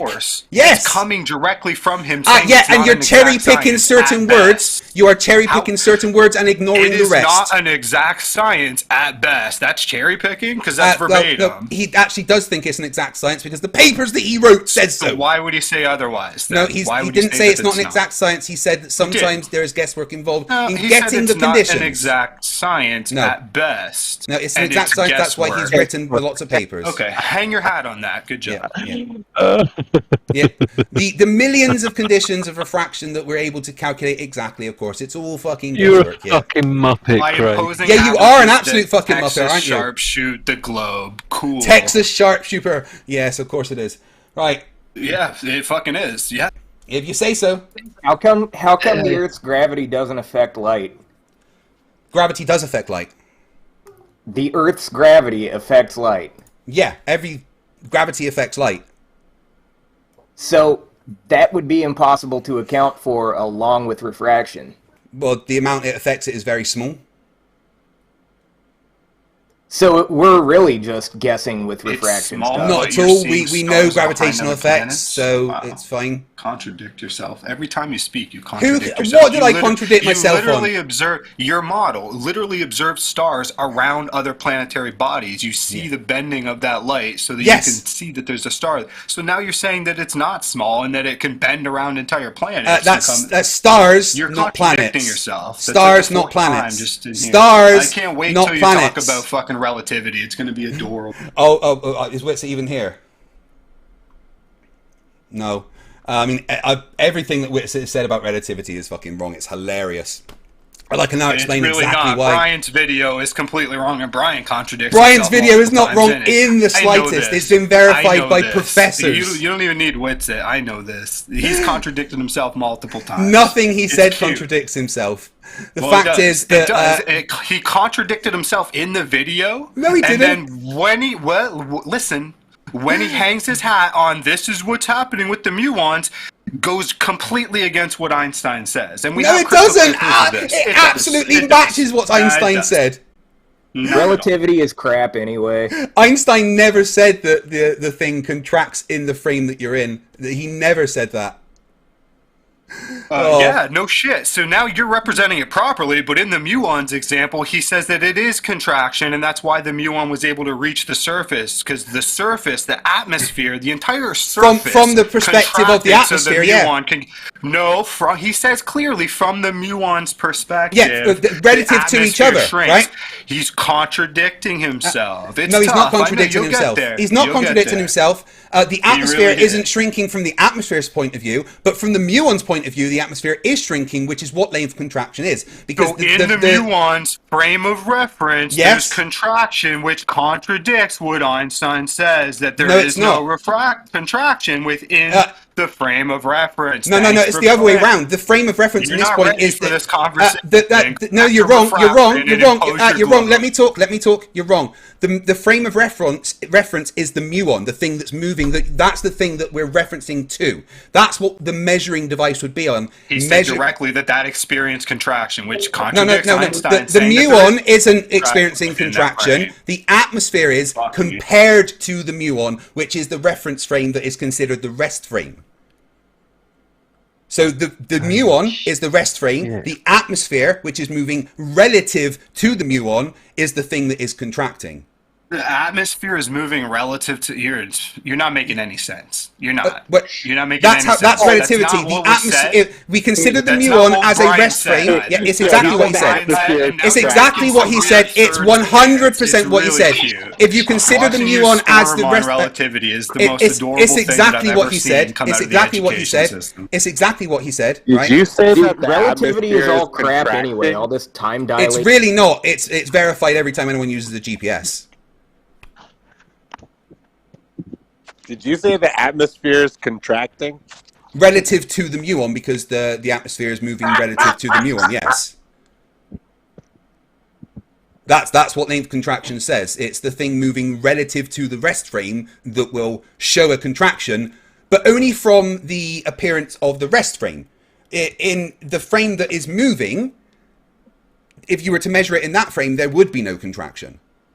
And that's what which Brian is said. why Watch the Witsit video is again. completely wrong. That's what when he's not. He's not. It absolutely Watch is. the video again Is. and listen which to is Brian why, say it. Yes, what Brian said is exactly what I just said. Holy no, he didn't. It's exactly what I just said, right? But from the atmosphere's point of view, the muon is the thing that is moving. The right? atmosphere's point of view. And yes. The atmosphere observes the muon and decides to contract. Are you fucking No, it would be the other way around. It would be the other way around. At least address the contraction to the wrong thing, like Brian did, which is the muon itself experiencing it. No, the muon wouldn't. And the muon wouldn't at least vaguely tiptoeing around relativity. But what you used to said is completely stage 10 autistic. You have no idea. I didn't have an idea, but I've actually studied it, and now I know why you are wrong. You will think that it's maybe the we rest should frame. mount a camera on the muon. You will think it's the rest frame that is contracting. That's not how it works. It's the thing moving relative to the contraction. No. That's what observes the contraction of the thing moving, which is the opposite of what Wookiee says. Right. Wookiee says that the thing that is moving is the thing that's contracting. That's not from the rest frame. So you just stated it again correctly here, but then now you've got some weird version where the actual atmosphere experiences it, which is separate from the rest frame. But in well, you can consider anything as a rest frame. Listen, you can consider anything as a rest frame. 5 times. I watched it like 5 times. He says then you didn't understand it clearly. You're fucking autistic as fuck. Trying to speak to you like I'd rather drag my nuts through broken glass. You literally didn't understand anything that he said. I literally would rather kick puppies in the face than speak to you. Holy lovely. Fuck. Yeah. I mean, you not understanding the video that you watched is fucking hilarious, really. No, I understand it clearly, no, and I really understand didn't. Where he's contradicting himself within Einstein's theory, and I know exactly where he's misrepresenting relativity. He hasn't misrepresented anything, or don't worry, thanks, it's cool. You're literally useless as fuck. So Wookiee says the Michelson-Morley FTFE. Right, let me talk. You can come back. Let me talk. I'm trying to talk right now. I'm trying to talk right now. Thank you. Wait, hold on. Wait, no. I'm going to talk right now. Right. So Wooki's claim is that the Michelson-Morley experiment wouldn't be able to measure anything because it would be contracting in the direction of movement. But that's wrong. That is completely and utterly wrong because the measuring device is on the Earth, which is moving. So for the device, it's the rest frame, which experiences no contraction. From the device, for a reference frame of the Earth, the sun is the thing that would be contracting, not the device. Wookiee got it completely fucking backwards. And I'm actually going to show the maths of how you get to that, and then you would need a Minkowski diagram to actually explain the. Yeah, that didn't make sense. That makes perfect sense. It's not my fault you can't understand it. Right, so I don't know why you guys have to invoke that. You have to be outside of. Because reference frames. That's what reference frames are. Right. So let me talk through a little thought experiment. Okay, just give me 2 minutes. Right. So imagine a train. Okay, this train's going x velocity to the right. Okay, and there's a guy on this train. Right? And the guy on the train is firing a light beam at a mirror at the other end of the train. Okay? Now, from the point of view of the guy on the train, that light, which has a speed of c, 3 times 10 to the 8 meters per second, right? That light is going to take a certain amount of time to go from the torch that he's pointed to the mirror and back, right? Now, he's in the same reference frame as the light that's moving and the mirror and the torch, right? So for him, that's the rest frame. Okay, so he's going to measure a certain amount of time that light has taken to go from the beginning to the mirror and the back again. Right, now let's imagine someone viewing that train from the outside going past, right? And they're watching this guy with the torch and the mirror, right? For him, because in every single reference frame, the speed of light is constant. So he is still, even though the person's moving, he's still measuring the speed of light the same as the person on the train.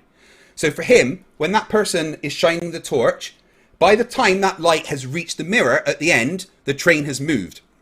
And then by the time that light has to travel back from the mirror to the torch, that light has moved again. Meaning that the light has actually had to travel... So the train is faster than the speed of light. Wait, let me finish. Meaning that light has had to technically travel a shorter path from the point of view of the person outside of the train. So for the person outside of the train, that means that the train's length would appear physically... But that's not the result. Wait. Let me finish. Let me finish. Let me finish. Don't interrupt. Let me finish.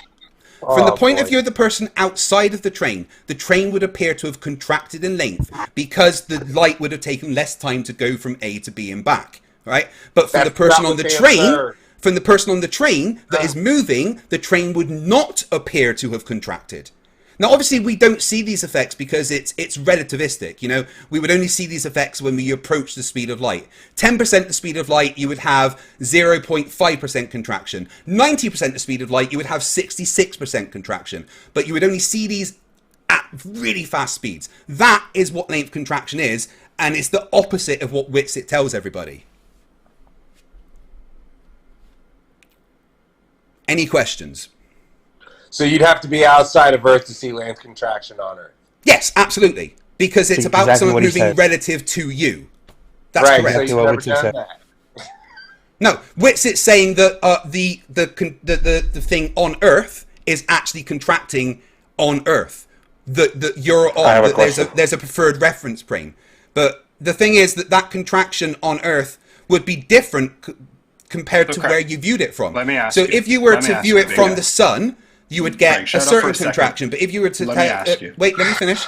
If you were to view the Earth from something that was 50% the speed of Earth, you would then see a different contraction. But if you were on the Earth, you would see no contraction, which is the difference to what Witsit says. Okay? So Brian didn't say the muon was observing and experiencing contraction itself, that it wasn't experiencing contraction. I'm about to post it here, but is that your stance? Because no, I said from the point of view of the muon, the atmosphere would appear to contract. That's what I said. Because the muon and you're right. is the rest frame compared to the atmosphere. And this other guy are all on this same page that it would appear the upper atmosphere would appear. So you're saying that contraction can happen within the frame of reference that's moving at whatever speed that's being measured. You're literally saying that that's what can happen. Let's now look at what Einstein said. I literally just quoted it to you before in the chat. What's Einstein say about that? Doesn't exist for a co-moving observer. Read it again. Doesn't exist for a co-moving observer. Mean? But moving the same speed. Exactly. That's what I'm saying. So it doesn't exist for the thing that is moving the same speed as it. That's not what you're saying. It's literally what I'm saying. The atmosphere is moving the same speed as it? No. The muon, right? The muon, you're right. So we need to consider the muon as a rest frame. Right? Consider the muon is experiencing contraction of the atmosphere, which is retarded as fuck, and that's not what Einstein said. That's literally what Einstein said. The muon is the thing that's co-moving, right? Listen. For a co-moving yes, that's observer. I don't need to listen. You're getting it the wrong way round. You are getting it the wrong way round. Holy fuck. The co-moving observer in this case would be moving with the muon. Right? So from the co-mover's position, a point of view, the atmosphere would appear to contract. But from the co-movers, are we on the same page now? Do you realize how fucking wrong you are? From the co-mover's position, right? If we were to consider the atmosphere as the rest frame, from the co-mover's position in regards to the atmosphere, it would be the other way around. You just let it rattle around for a bit, and then make sure you read what Einstein actually said. Yeah, I literally just did. Right. What don't you want? Right. So in my train analogy, who's the co-mover? I literally left and wasn't paying attention. I was making tea, and now I'm going to go finish making it. But let that rattle around. Right, okay. You're completely wrong. No, I'm not. I literally just explained why you are wrong. Your muon example is completely retarded, and you guys don't understand what Einstein says. And I literally do understand what you said, and I'm trying to explain it, but you won't listen because you're too fucking ignorant to ever learn. So, Would what the physical co-mover evidence do we have for be the relativity? person with a torch? GPS? In your example? I don't think anybody learned anything from you yet, man. Right, there was like 3 people talking there. Right. So anyway, co-mover I was attempting to, yeah. A co-mover in the case of this would mean someone moving with the muon. So from their position, the muon wouldn't experience any contraction because that's the thing that it's moving with. From that position, the muon, even though relative to the atmosphere, the muon is moving, from the muon's point of view, there's no contraction. So if you're a co-mover with the muon, there's no contraction in the muon. But there'd be a contraction with things that are moving relative to the muon, things that aren't co-moving with the muon. They are going to experience a contraction, which is what Einstein is saying. In what ways does relativity exist outside of math equations? GPS, mainly, is the best way. GPS? Elaborate. Yeah. Well, the GPS, the satellites are traveling so fast that they have to take length contraction and time dilation effects into account. They actually use the transformation equations, Lorentz transformation equations, to make sure that the time between the satellites and the time on Earth are correct. So that otherwise, if they didn't do that, they would be about 7 or 8 miles out all of the time. But this is due to the fact that the satellites are moving so fast that there is a very, very small time dilation / length contraction effect. Have you ever heard of a sataloon? Because I've heard some theories that satellites are actually just weather balloons in the upper atmosphere. Yeah, that's simply not true. You can track satellites in space. Well, it would make a lot more sense to just accept that they're just weather balloons way high up instead of saying that time can somehow dilate. Like, that makes no sense. But they're not. You can track GPS satellites, and they're not weather balloons. They're satellites in space. You can track them. How can you track the time dilation? Well, you can't track the time dilation. That's something that happens, due to the fact that it's moving really fast to you, and you would do relativistic calculations, and that you have to apply these relativistic calculations to make sure that the information coming from the satellites to your GPS receiver is correct. It's actually part of the code. So how come time doesn't speed up or slow down due to the Earth moving? Really doesn't. Unless the Earth doesn't move. Say again? How does time not speed up or slow down due to the Earth moving? I mean, unless the Earth doesn't move and you're ready to admit that. It's relative to something else. We can consider the Earth as a rest frame. So it's the satellites moving relative to the Earth. The thing is that everyone needs to understand is there's no preferred frame in the universe. There's no absolute frame of reference. It's always relative to something else. So even if something's moving 500 miles an hour, you can still consider that a rest frame or a lab frame compared to something else that is moving at a different speed. So how do you objectively measure a second? How do you objectively measure a second? Well, I think the best way to measure a second is to do with how far light travels in a certain, how fast light travels a certain distance. But wouldn't the light experience time dilation? Well, again, if you're in the frame that the measuring device is in, then there's going to be no dilation. It's only when the frame is moving relative to you. So if you were to measure a second on Earth using whatever method is done, but then you were to have measure a second on one of the GPS satellites, that would measure a slightly different time for a second than on Earth. So how do we get an objective absolute measure of how long a second is? Well, again, a second is different for someone moving really fast compared to you. There is no objective what a second is. In relativity, you talk about a proper second or a proper distance or length when you're trying to define what a rest frame is. So if we were just talking about measuring on Earth, we would call it a proper second and use Earth as the base. But then anything relative to that would be x dash or x prime relative to the first thing. Okay, so the Earth time is the absolute time. That actually for us, because we're on the Earth. With, some of my theories about the Earth being the center of the universe. Well, I mean, that's only the case because we are on the Earth with the measuring device. So we're a co-mover with that measuring device, right? So even though relative to the sun, the Earth is traveling at several thousand miles an hour, right? The Earth for us, because we're on the Earth, is considered a rest frame, right? But if you were then to, if you were to look at that, if you were to look at the example of measuring a second on Earth, but you were to view that from the sun, you would then measure the second differently compared to if you were on the Earth. Does that make sense? Yeah. Yeah. Well, if the Earth is a rest frame, that means please. the Earth There's someone else moving. there wanting to ask a question. Who was that? Yeah, sorry, that was me. Just quickly, referring to Einstein's quote there that Weisskopf posted, what would your understanding be when it comes to the words physical facts and really exists within that quote? Like what you're saying, everything is relativistic. Yeah, everything's and relative. you're denouncing, so you're denouncing, like you said, objectivity.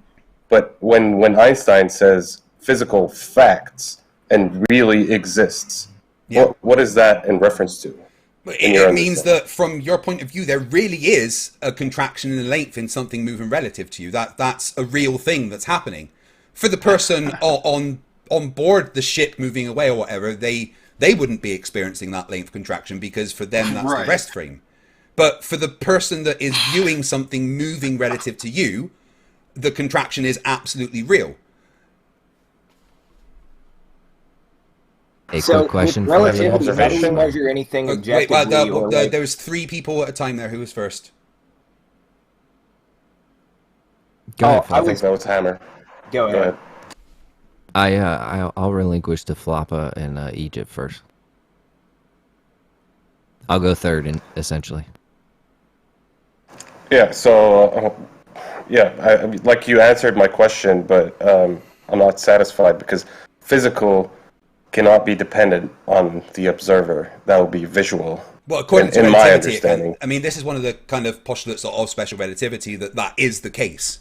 That everything is relative to something else. Obviously, the second postulate being the best way to understand it is that the speed of light is invariant. The speed of light is exactly the same in every reference frame.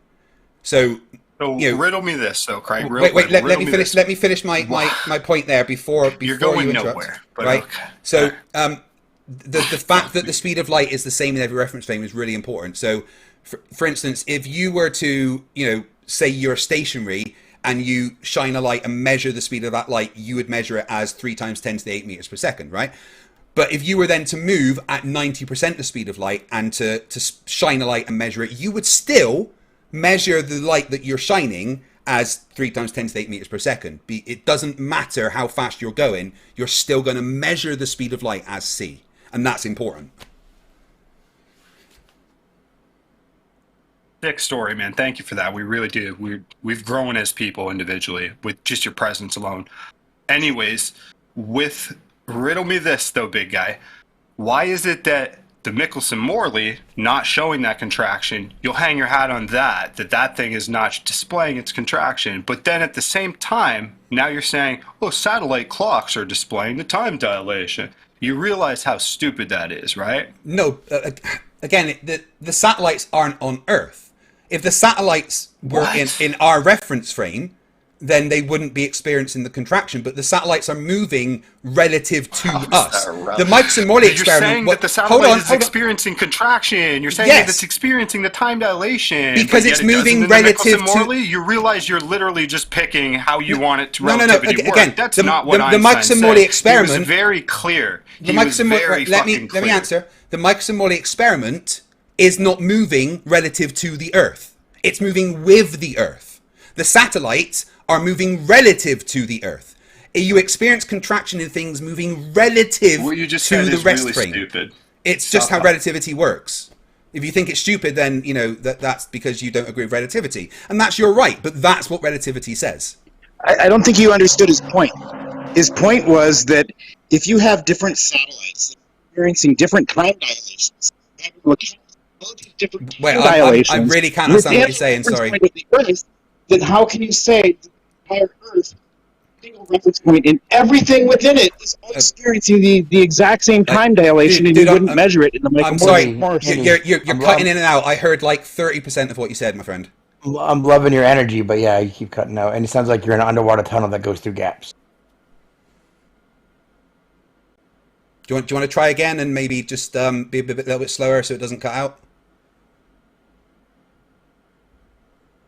Using my phone. Sorry, is this any better? Yeah, that's much better. Much. Okay, I'll slow down. If satellites are experiencing different time dilations, yeah, and we're having to account for all of the various time dilations experienced by different satellites, yeah, then you can't say they're all experiencing the same point of reference. They're all within the same frame of reference as the Earth. No, they're moving. So how can we suggest that the Michelson-Morley experiment would not be able to measure different time dilations? Again, the Michelson-Morley experiment is in the rest frame. It's co-moving with the Earth. Things that are co-moving with the rest frame won't experience contraction. You will only experience contraction the things outside of the rest frame. The Michelson-Morley experiment is on the Earth moving with it. The satellites are moving relative to the Earth, and that's when you look at the length contraction formula, it's that v squared is the velocity relative to something else, right? So, but yet our satellite dishes are not being adjusted on a regular basis. Satellite dishes point at geostationary satellites.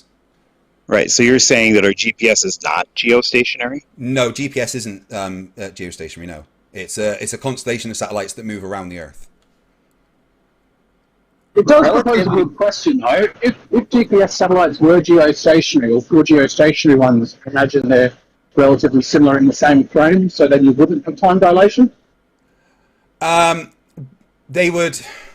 Wait, let me think about that. It shouldn't matter. I mean, they're technically moving the same speed as the Earth. You're right. So I'm going to have to think about that and get back to you, because that is a very interesting question. Because obviously they have a tangential speed, but it just happens to be the same tangential speed as the same rotational speed. Sorry, as the Earth. But they definitely have a tangential speed in relation to the Earth. That's an interesting question, and I'm going to have to try and reconcile that in my head before I give you an answer. Okay. Yeah, my simple understanding of GPS would actually dictate that it doesn't matter whether a satellite is geostationary or not. You would still trilaterate and triangulate. Yeah, but I think we're discussing about the length contraction / time dilation effects because of the speed relative to the Earth. What defines a reference frame, Craig? Like, where is the reference frame drawn from, like Michelson-Morley or your satellite? How is it that the clock is not a reference frame and it can measure the time dilation, but the actual satellite moving that's the only way what you said makes any sense with a satellite. But where's a reference frame drawn?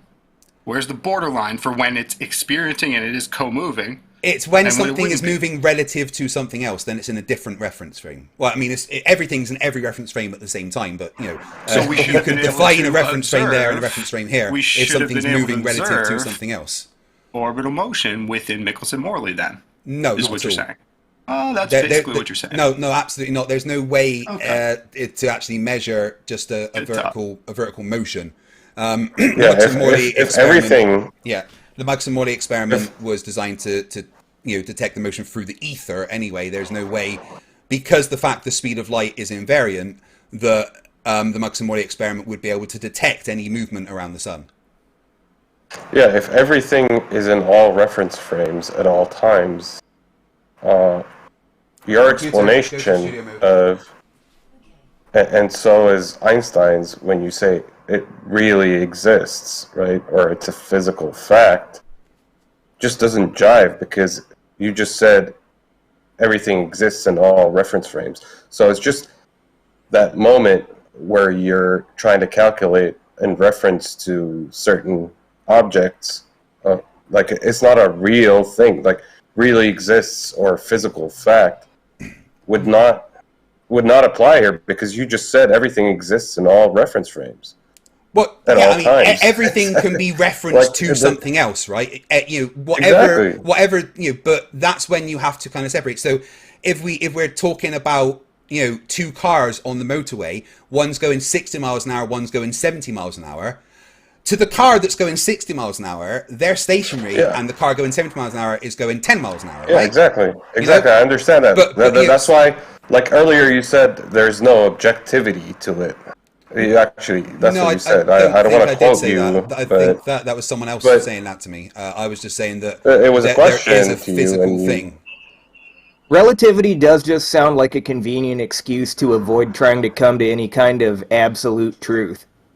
Well, no, relativity fixes a lot of problems that we had in physics and allows us to use things like GPS. Well, it allows you to dance around those things and say there is no one, absolute It's only answer. when you don't understand it in theory, like correctly. I mean, there is no absolute reference. What would the absolute reference frame be? Well, that's the thing. You would have to throw out relativity and accept that the universe is all one reference frame. But there is no absolute reference frame. That's the thing. That's something that doesn't exist. Yeah, that's why relativity just kind of seems like an excuse to avoid finding anything definite. Wait, aren't you using light as an absolute reference frame in that? No, light has an absolute speed. It's not an absolute reference frame. Within any reference frame, the speed of light is the same. Therefore, it's absolute? No, it's not. Light isn't itself a reference frame. It's more of a marker for the speed of the universe, and it's something that's invariant in every reference frame. It's exactly the same. So, like I said, you could be traveling 90% the speed of light. You would still measure the speed of light as the speed of light, even though you're going 90% the speed of light. So how come time dilation doesn't affect light? Say again? How come time dilation doesn't affect light? Light it is part of speed, time, distance. It's all the same. Physical. Oh.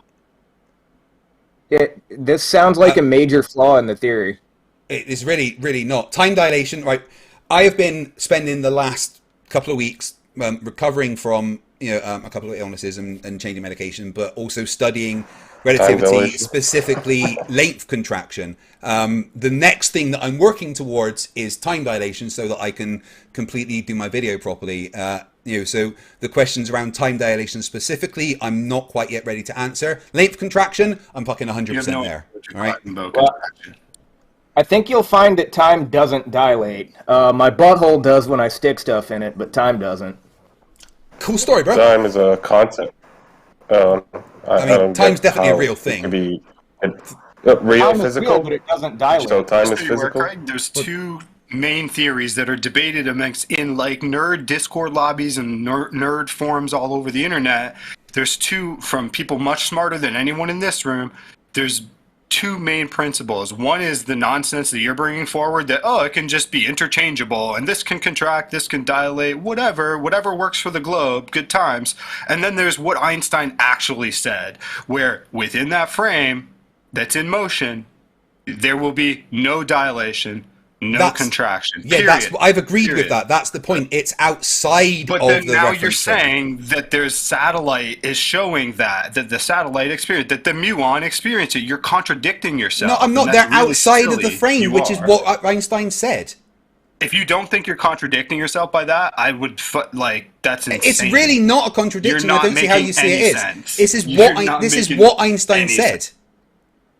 Einstein was an idiot. I just want to say, Silk OSYS, $100. Thank you very much for that super chat, dude. Really appreciate that. We had someone in our comments, so this is not my question, so don't get offended, but he said, did you sleep with your cousins like Einstein did? Did I sleep with my cousins like Einstein did? No. No, Yeah. I slept. Okay. Whoever asked that question, I slept with their cousins and their mum.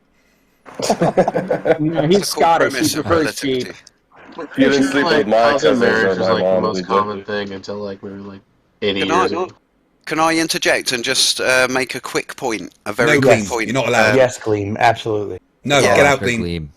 The one thing, salute anyway. But the one thing that Craig come up with is obviously GPS. That's the definitive proof, let's say, of this time dilation and length contraction happening.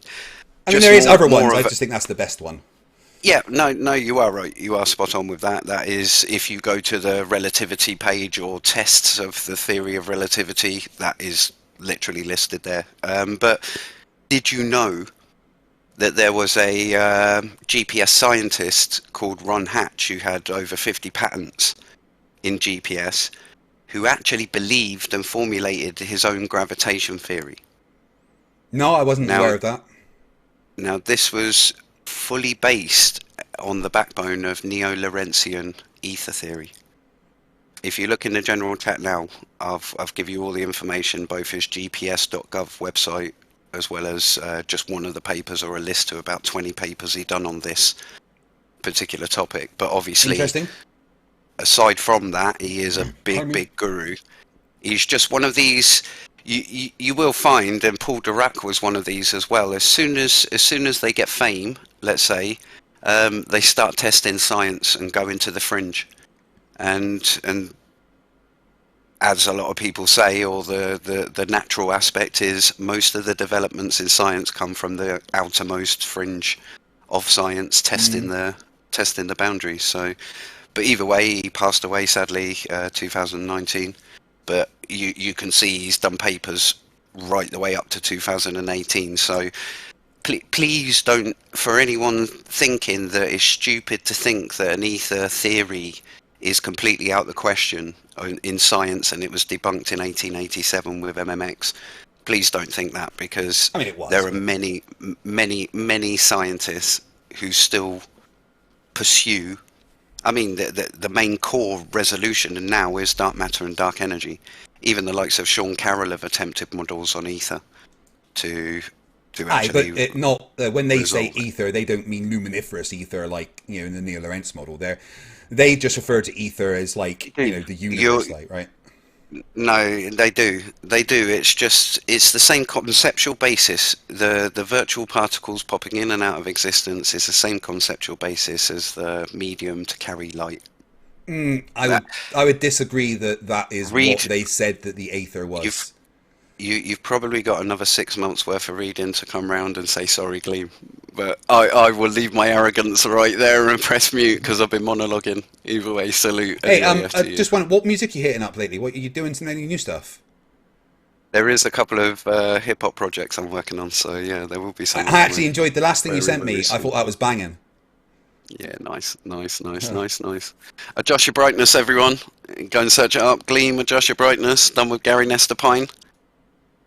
We the Love Generation, if you ever heard of that track, the dance track.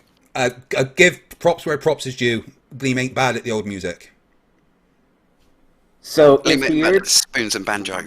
If the Earth was spinning, the centrifugal force would completely counteract gravity. And like globers love to use the rotational speed because they realize the tangential speed completely destroys the globe model. Why do you say that? Could you show me the maths to demonstrate that, please?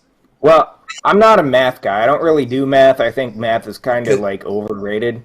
Well, the maths disagrees with you because the centrifugal force at the equator is 0.03, like it's 0.05% of the gravitational acceleration. It's a tiny amount compared to what gravity is.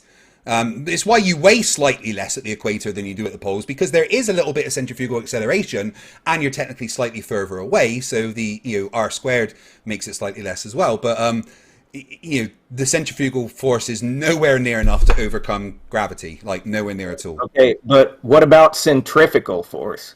Well, centrifugal force is the other way. It's something that would pull you towards the center. Centripetal. Centrifugal force. Centrifugal force. That's what I'm talking about. The centrifugal force. Centrifugal. I pronounce it centrifugal. It's the same thing as centrifugal, but that force is tiny compared to gravity. Well, at the equator, aren't we spinning at 1,000 miles per hour? Like no, I know we're spinning at 0.000694 RPM. Okay, the rotational speed is one thing. Globers always bring up rotational speed because they want to distract from the tangential speed. Tangential speed completely destroys it, because when you realize just how fast the Earth is spinning from a tangential standpoint, you realize the centrifugal force would throw all of us off the Earth. Well, if you put the tangential speed into a centrifugal acceleration calculator, it also disagrees with you. You can do the calculation using the tangential speed along with the radius of the Earth, or you can do it using the rotational speed. You can do it either way, and you still get the same result. You still get the same result that the centrifugal acceleration is 0.05% of the gravitational acceleration. FTFE, hold on a second. He needs to hear why that happens. The force is basically a change in direction at that speed. If you change the direction, did Craig need Zanuck to bail him out here? Is this a tapo? There's no Zanuck. It's not really your event, right? This is FTFE's event. No. God, I think you need to know why that force is so slight. And FTFE wants to tap you in. I was getting there. I appreciate this, but I was getting. That's what I was going to say. When you put the tangential speed into the centrifugal acceleration calculator, you can see that the forces are still very, very tiny. You can do the calculation either way. You can use the rotational speed, you can use the tangential speed along with the radius. You could do it any way. What you're still going to get is a tiny, tiny, tiny force acting in the opposite direction to gravity. All right, that's what the centrifugal acceleration is. It's gravity so itself. small. Gravity itself is so weak it can't even stop birds from flying. Birds have wings. Well, yeah, but that's all it takes to overcome gravity, but somehow centrifugal force can't. A bird can create more force with its wings than the 0.03 meters per second squared of centrifugal acceleration. Tangential velocity, very fast. Yeah. Do the math. Put the numbers into a centrifugal acceleration calculator and see what you get. I don't believe in math. Well, then you can't argue about things like acceleration because that requires math to calculate. No, calculations are just kind of irrelevant. You have to actually provide physical proof of things. You want me to provide physical proof of a centrifugal acceleration calculator being correct? Yes. Measure the forces. Do experiments, like measure the forces, and then put the numbers that you get into the calculator and see what happens. Like, all you're doing at this point is going, I don't believe in the math, therefore I think you could be wrong. That's fucking stupid. I think math is just kind of a parlor trick, basically. Well, that's maybe because you were dropped on your head as a child, I'm not sure. No, it's because math, the only thing you need to do to make a math equation work is make it consistent within itself. It doesn't have to be related. These are the words of someone that has never done math in their life. Possibly meth, but definitely never math. Well, I'd rather be doing math, but no. That's obvious, and maybe you should just stick to that instead of coming into these conversations. No, honestly, I did math in school. It was pretty whack. You did meth in school? You really shouldn't have done meth in school, mate. That's not what school's for. All right. Does anyone else have any questions for FTFE? Someone in my chat, Earth is Life, has asked, if satellites are on balloons, how could the balloon's position be tracked down to the second above the Earth? And how would it remain in orbit for years at a time in a fixed position? Anyone want to try and answer that?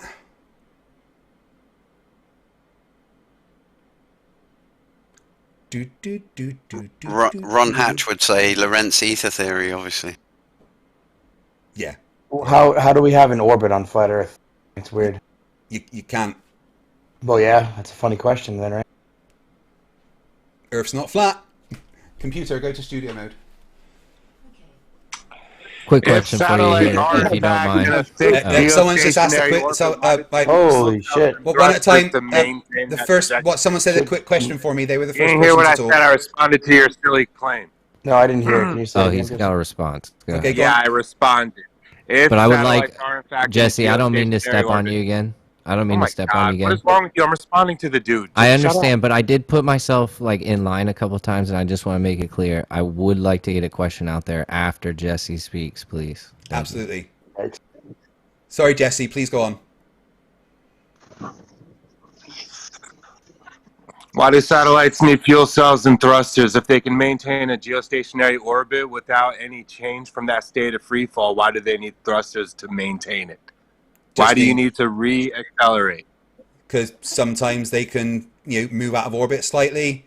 It's not a fixed state of free fall. Sometimes they need Congratulations. to do. Sometimes they need to do evasive manoeuvres. Yeah. Sometimes they need to change their orbit, and there's always orbital decay. I was literally in the middle of answering, and he again, you can adjust your orbit and still be in free fall.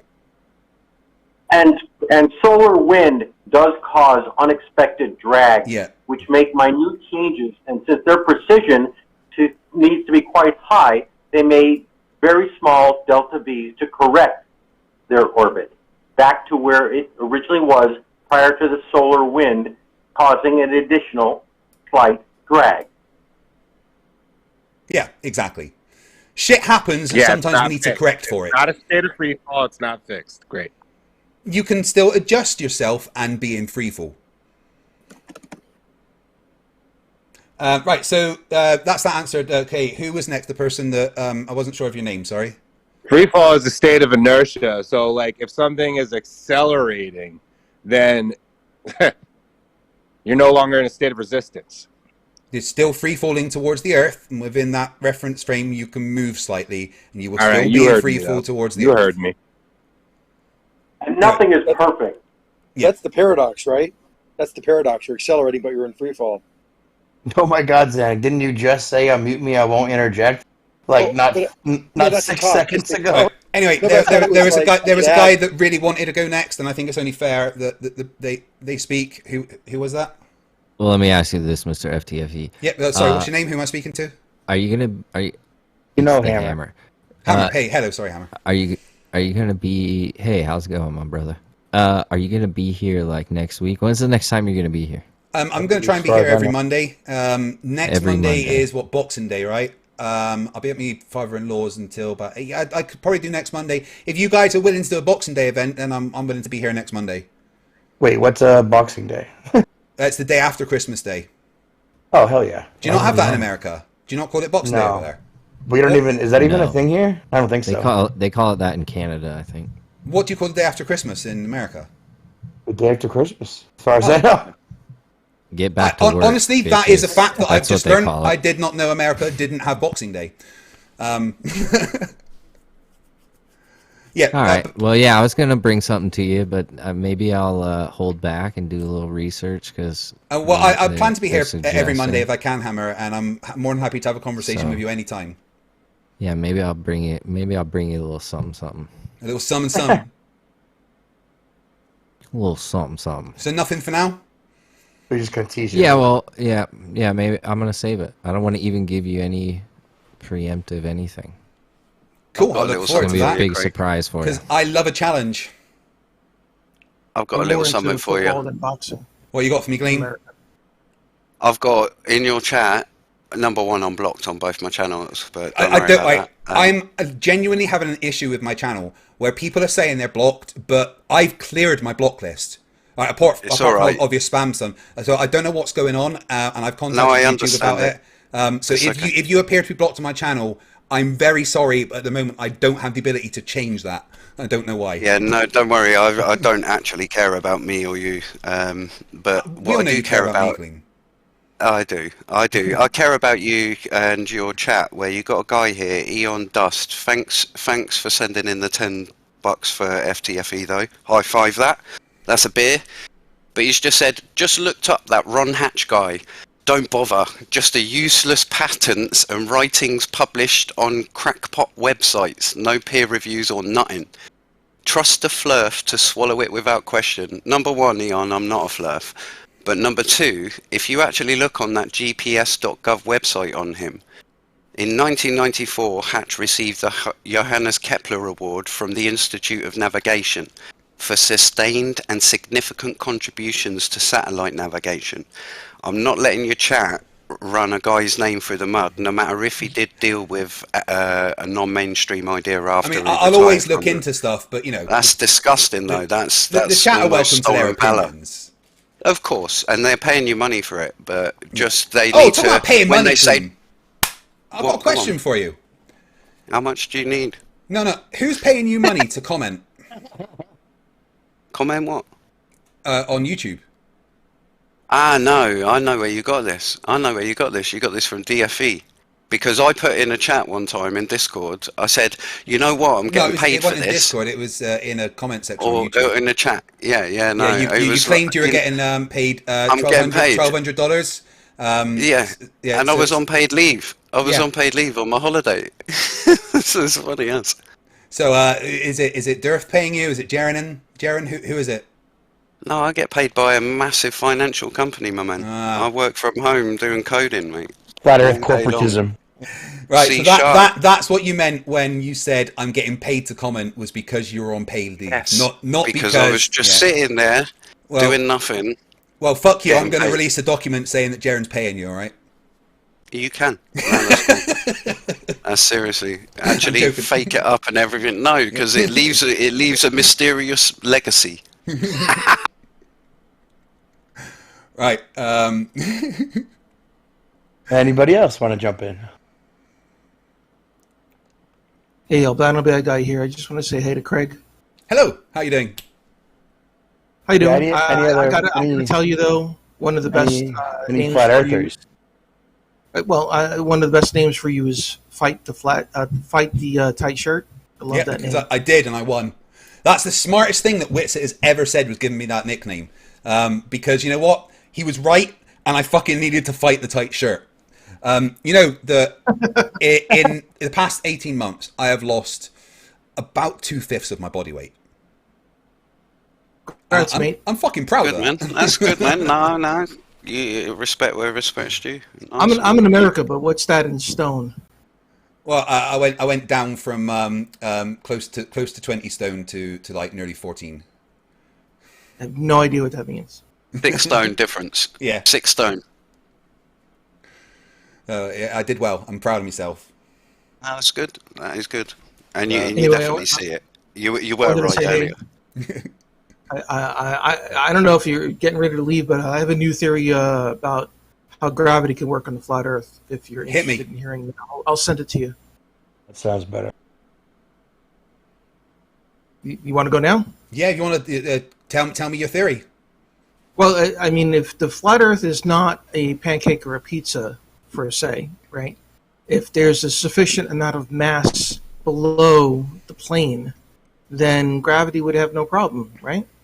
Well, not with the gravity that we have. Gravity that we say, we go by, we're doing the calculations, say Newton's universal law of gravitation, Fg equals gm1 m2 over r squared. That actually makes spheres. When you do the math of forces around that, something that pulls to the middle, right? So,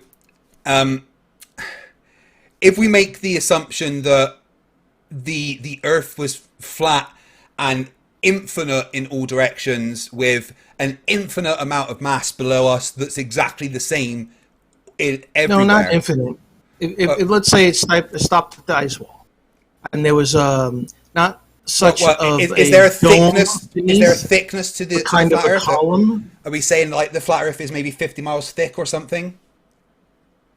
No, not 50 miles thick. That's what I'm saying. There's a sufficient amount of mass. It's like it's sitting on top of a column. Right. And okay. And is it the same thickness all along? My God.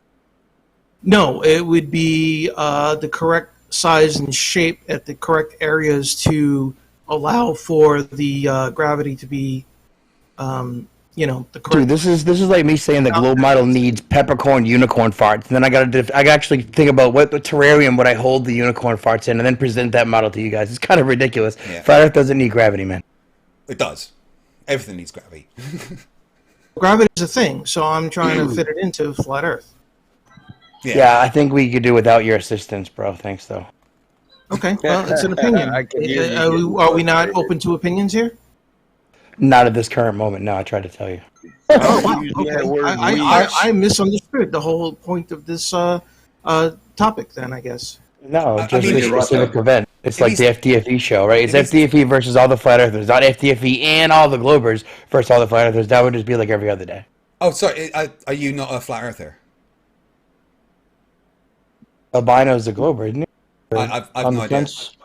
No, I'm on the fence, actually. I'm trying to figure out things. Right. So that's where I'm trying to figure things out. I think gravity is a thing, but I think flat Earth is a thing. And this is my theory as how those two things can fit together. Right. With gravity, as we understand it, it pulls towards the middle, right? Come on, man. I mean, I announced it as a new theory, and if you want to address it now or not. In general, it has issues because as gravity pulls towards the center of something, right? If it's a disk or something with different thicknesses, there's still going to be, if you're say on the outside, there's still going to be more mass pulling you towards the middle than the outside, which means that as you were to move from the center outwards, for you it would feel like you were walking further and further uphill. According to, if we're going to say gravity is what the heliocentric model says it is with Newton's law of attraction, because you would be being pulled back towards the center of the disk because there would be more mass behind you than in front of you. Right, but with the right shape of the, in other words, like say the bottom of the column is a turned upside down dome, right? You'd have more mass on the ends than in the middle, so it would balance that out. Oh, so you're saying it's an upside-down dome? Well, the mass beneath is the column, and the bottom of that column would be more like a upside-down dome. I'll send you something on it. You mean like an inverted dome? I mean, work out the calculations. Just a big cylinder where the center of mass is like way down, so it's effectively the same direction of down, right? Yeah. Right. Yeah. Okay. You know, he's got a point about like a concave bottom. Yeah, okay. So let's assume that there's a concave, an upside down dome with the Earth on top of it in this model, right? That like possibly could account because there would be more mass below you as you got towards the edges, which would counter maybe the mass towards the center. I mean, it's an interesting theory and a bit of mathematical manipulation. I'm not sure if it would hold up with everything. There might be ways to make it work. I myself am not great at math, but I think if I sat down over a weekend and tried to work it all out, I could come up with like more of a picture of it and send it to you. I mean, it just needs to be a really tall column. That's all. There's a real massive scale negator as well. If you imagine a dartboard and the flat Earth map was just in the bullseye, then your center of gravity or your gravitational lines would be virtually perpendicular anyway. Ruhiv, why does everyone call you Negator? It's a real question. Hey, what? Yeah, really? he said Negator. Everyone addresses you as Negator when they hear you speak. I know Ruhiv. Ruhiv is old school. Yeah, maybe if you do somebody posited.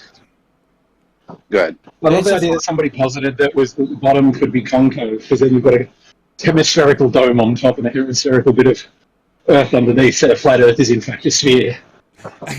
I suppose it's an inverted sphere at this case, right? I mean, I'm thinking of this because I have a hard time disproving gravity, and yet I'm still on the fence about the flat Earth thing, but the gravity thing is a sticker for me. Things drop for a completely different reason altogether. Don't worry about it. Gravity is why things fall. Yeah, things fall, I don't care why. Things fall, I don't care why. Does It a works cloud perfectly fall? well in flat Earth, right? Then I guess clouds fall out of the sky.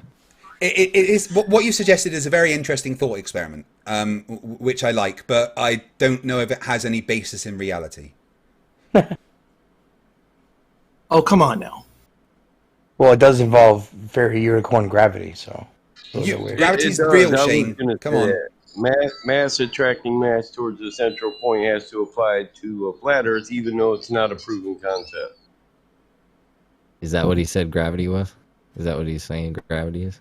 I didn't say it was unicorn farts. I said it was something that can actually be proved. Those standards. And the two things can come together without a problem, is what I'm suggesting. It is, because you can't have the vertical plumb lines on the end, no matter what the shape of the inverted dome on the bottom. It'll always point inward, always. Yeah, but if it's a sufficiently large cylinder, then that center of mass will be almost vertically down.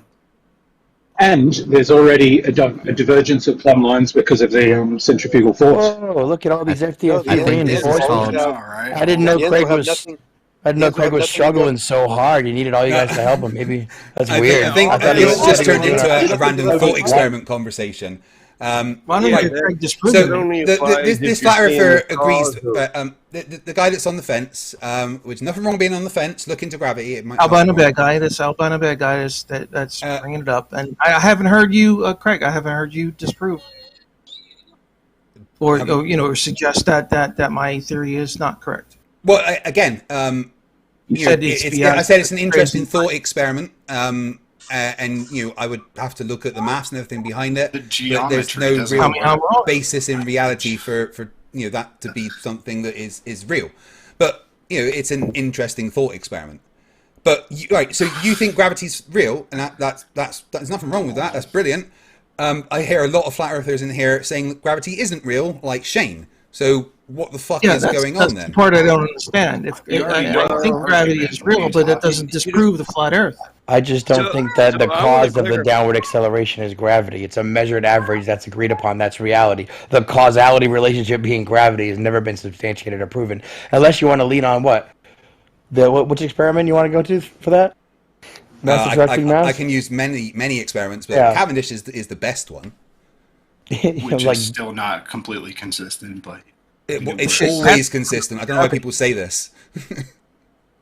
Can I just say gravity every day? They knock shit off the shelves. Mass precision, it's okay, but buddy, whoever's on the fence, your model wouldn't work just because of the geometry of it, right? If you're adopting the same mass attracting mass theory, it would create that spherical geometry. It would create a sphere, so you can't have like a half sphere. It just really doesn't make sense. But there's better explanations. Don't worry.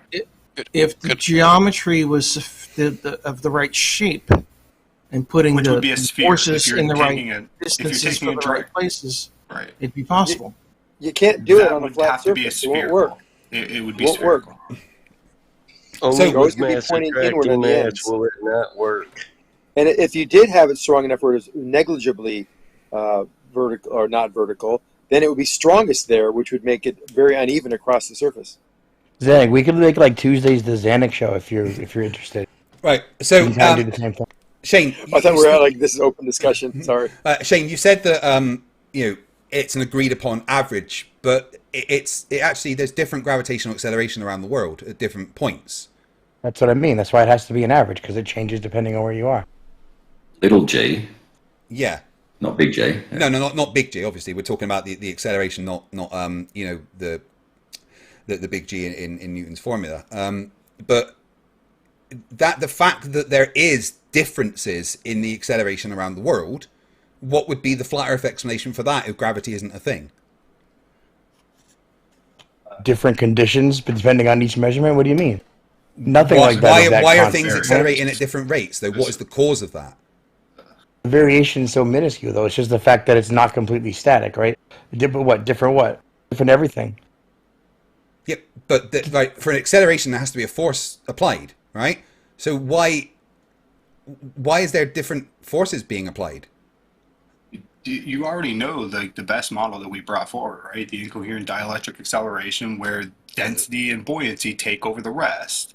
And they'll maintain, in that medium, they're going to maintain basically a constant, and dielectric acceleration just sets the bias. I mean, it doesn't work, though. I hate to just sit here and parrot-wit it, but it's a model that makes sense. It does work. How does it not work? It really doesn't, because there would be different effects on different things.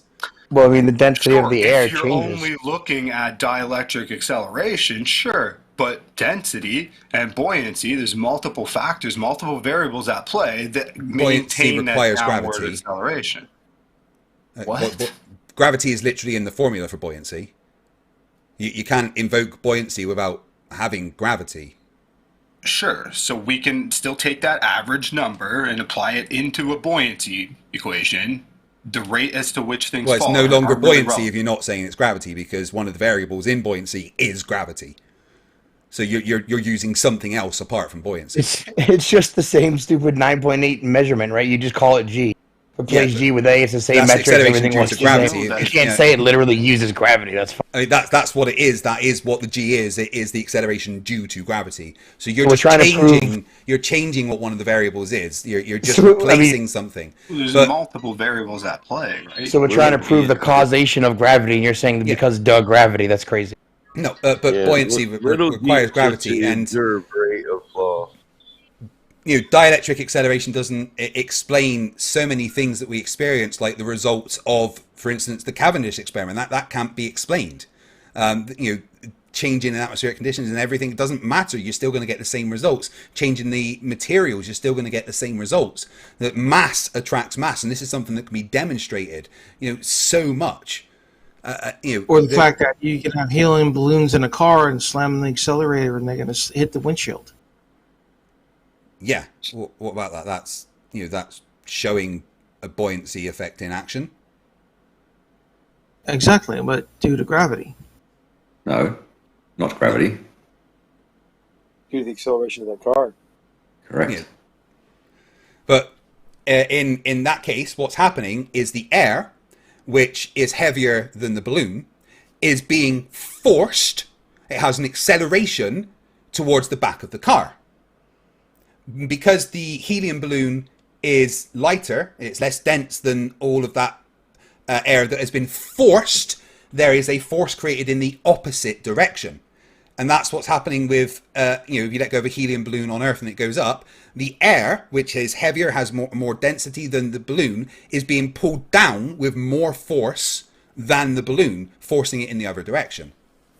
But we can show that there's an attraction between masses, with something like the Cavendish. And I don't know why people don't see that as such a big thing. The Cavendish experiment is something that is done thousands of times a year by every single first year physics student, and they all use it to derive the gravitational constant themselves. I just feel like you're kind of ignoring the fact that there could be other things happening that's not just the mass attracting like mass, what? Where there could be like I was just saying, coherent dielectric acceleration with other principles, other variables at play, like the density of the fucking thing that's in the Cavendish experiment itself, right? Like the actual... How is the density of anything going to change what's in the Cavendish experiment? Cavendish experiment shows a horizontal attraction, not a vertical. So the entire apparatus has this, vertical acceleration acting on it equally. So you're able to show in a horizontal fashion that there's still an attraction between mass. And you can do it with any material you like, and you get the same results. So it can't be any kind. It's electromagnetic, but it can't be electromagnetic. That's the thing. It cannot be electromagnetic because you get the exact same results regardless of the material. It's mass dependent. If it was electromagnetic in any way, you would get different results depending on the material you use, and you don't. Biodual used chicken tenders, by the way. Say that again, Rufus. Biodual used chicken tenders and frozen turkeys. There we go. Yeah. So it's the best Cavendish I've seen apart from blues. Did you see BM Furbles? I quite like that one as well. No, I've not. He built it in he was on military deployment in South Korea, and he basically used his entire flat to create a Cavendish experiment. He put like dampening stuff all around the room he was in. It was really, really good. I'll send you the videos. But yeah, so it can't be electromagnetic or anything because you can use different materials and get the same results. So that wipes out anything, an electromagnetic suggestion of any kind. If the up and down forces that we experience were due to electromagnetics, then how do our phones and computers work? Yeah.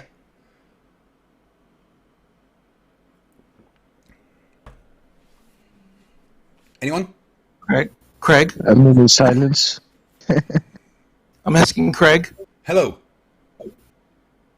Yeah, I asked that question to you. What was the question? If the up and down forces we experience are electromagnetic, then how do our phones and computers work? Well, they wouldn't if it was electromagnetic. Can you elaborate? And just to be clear, okay, so before, I'm not glowing. Right, inside your phone, inside your phone, when you tilt your phone, right, you hold it and you turn it and it orientates, right? That's because there's a physical acceleration downwards, and inside your phone there's something that will physically move and make a connection when you tilt your phone. It's reacting to gravity. So and again, those things are made with loads of different types of materials, and it still works, and I don't think electromagnetism would do the same thing, and would probably fuck with our phones and stuff anyway. So no, I don't think that our phones and stuff would work the same way if gravity was electromagnetism. I would just like to see someone show that electromagnetism gives us 9.8 meters per second squared. I've yet to see someone do that. Do a Cavendish. But a Cavendish shows that it's not electromagnetism. A Cavendish rules out electromagnetism or electrostatics as the reason. How does it rule out electrostatics when? Because again, you would have a different result with different materials with electrostatics as well. Bringing in the mediums and the density relevant, right? The density is relevant when you start the talking density of about what? The Cavendish. No, it's not. There's no the density that's in the Cavendish. No, it's just the mass that's important. Yeah, I'd like to make a comment about the Cavendish. Go on. So every experiment I've ever seen has shown a large mass that's stationary and then small mass on a pendulum. Now, would you not think that the electrostatics... well, the center... Torsion balance. Yeah, the torsion balance. Right? And so what I'm saying, would you not think that the electrostatic effects or the surface of the smaller balls, or if because they're spherical shaped, versus the larger would be different? You know, yeah, they would, they're so over time they'd actually be experiencing different electrostatic forces and charges, and you could literally have a negative and positive attraction happening here.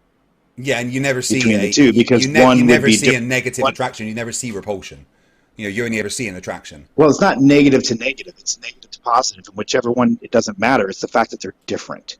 And the fact that they are being charged up differently, in the same amount of atmosphere. In other words, if you repeated the experiment and used equal-sized spheres, I don't care about the size, but they're equal size and mass, so that you are doing not a difference in size. When you have a difference in size, they're going to probably interact with what we would call the ether differently and be charged up at different rates. And therefore you'd have what do you mean differential... charged up? What would get charged up? By static electricity. And where's the static electricity coming from? What was that? Where's the static electricity coming from? How does the ether impart static electricity? I don't know. I was just being a dick. My question is how they get their samples. Wait. Let's finish one thing at a time. The fact is that you can do the experiment with different materials, different sizes, and everything. As long it's mass dependent. I've never seen it done with equal sized, masses. Well, that's because it would be a lot harder to do it with equal sized masses. What you need is a larger mass and a smaller mass. So the smaller mass accelerates towards the larger mass. That you could very well be measuring electrostatics. No, you can't. It can't be electrostatics because different materials react differently.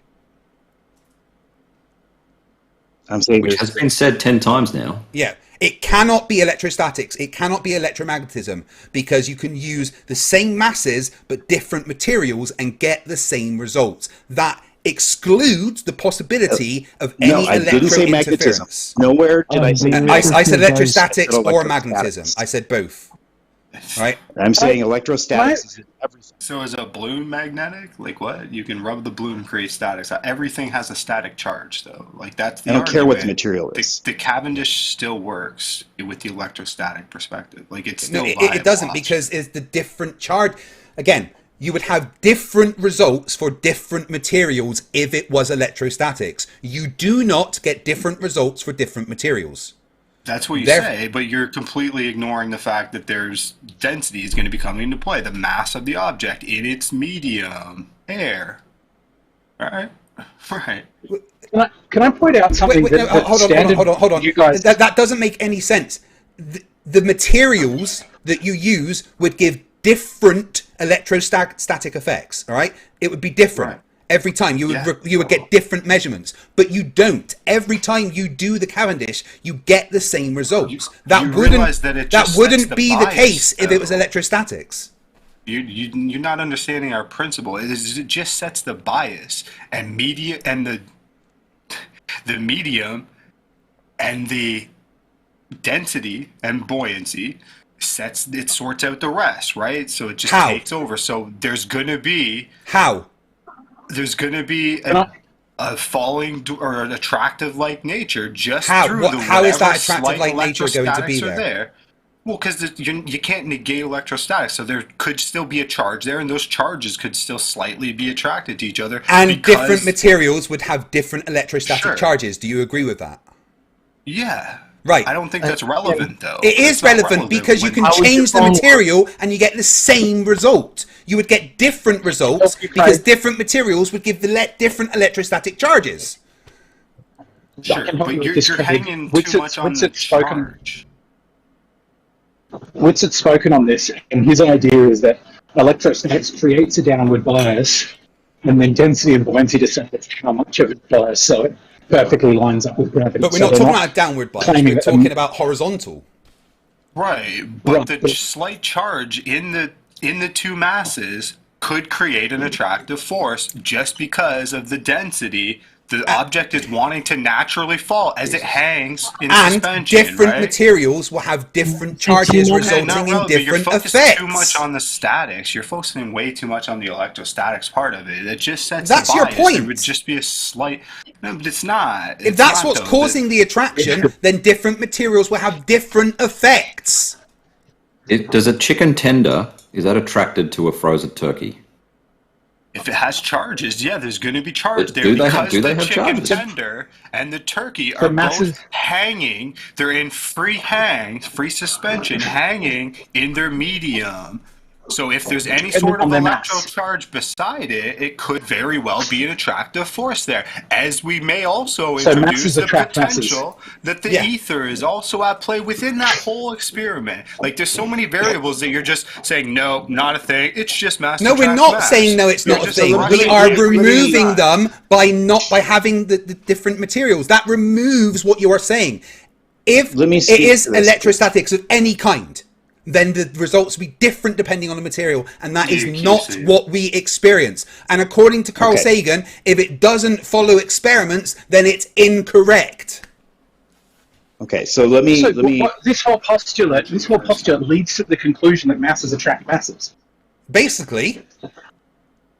Because it says electrostatics are in everything dependent upon their density, therefore things attract one another according to their density and their mass, hence masses attract masses.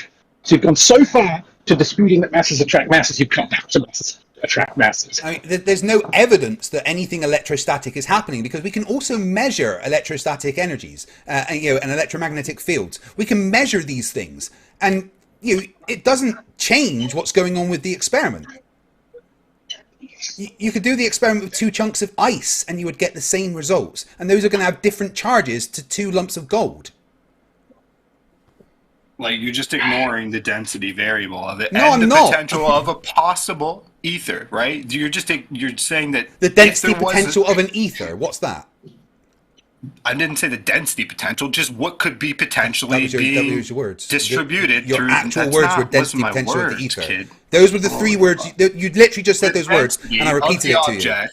The density of those objects falling in their medium, plus the potential of whatever a potential ether might be doing. There's so many. So whatever potential, whatever. We don't care about possible, maybe whatever unicorn farts. We go with things that are actually measurable and testable. There is no ether that can be measured or tested on, and those are actually Witzit's words. Witzit himself has said that if the ether is real, then we can't measure it, we can't observe it, and we can't test it. We just haven't. Period. No. He said we can't. Those were Witzit's words. I don't care what he said. That's great. I think that it could very well be possible, and then we just haven't measured it yet. You think, but there's no evidence to back up anything that you're saying. Okay. So sorry, I don't have a fucking tested model for you, complete, to hand you and just replace it. But that's not the whole point. So what you're saying is completely nonsense and doesn't follow logically. Okay. So I disagree. So you're saying that in theory it couldn't work at all when not at all. In those other variables, even if you got to follow me down the unicorn fairyland thing for a second, just use your fucking creativity in your little fucking UK mind for 2 seconds. Yeah, science doesn't care about things that aren't measurable and testable, so I'm just going to not do that. So the comment I'm going to make here, I'm just going to try to expand on this a little. So you're suggesting that different materials all give you the same results as long as the masses are the same. Yes, absolutely. Right? And I'm also going to say, I'm going to point to something else to help make you think. The Kelvin drop experiment. Are you familiar with that one? No. Okay, so basically this experiment is where you take water, and let's just say it's all in the same bucket, and it's at the very top, and it's going to flow into think of it as like a platform, a long, skinny platform. And then when it hits that platform, you're hitting it in the middle, and it's going to go. Some of it's going to flow to the left, and some of that water is going to flow to the right. And then they're going to drop off the edge of the platform straight down into 2 separate buckets. Okay? Now what you do in those 2 separate buckets are metal. Okay? The important thing is those buckets that are collecting the water is also metal. And then you have the water, when it drops, it's dropping through a metal ring. And the metal ring on the right side is electrically connected to the bucket on the left side. And the metal ring that the water drips through on the left side is electrically connected to the one on the right side. So there's kind of a crisscross. So the water is coming from the same source. It's being split between a left and right, and they're both dropping down. And they're both dropping down. One's dropping down to the left, the other one's dropping down to the right. They're all electrically connected because it's all one flow of water. But then as it drops down through the 2 sides, through the ether or air, versus atmosphere, and it doesn't touch the rings, it's only passing through the rings on either side. But those rings are connected to the opposite buckets. It creates a negative and a positive potential that will charge up a Van de Graaff and actually generate sparks.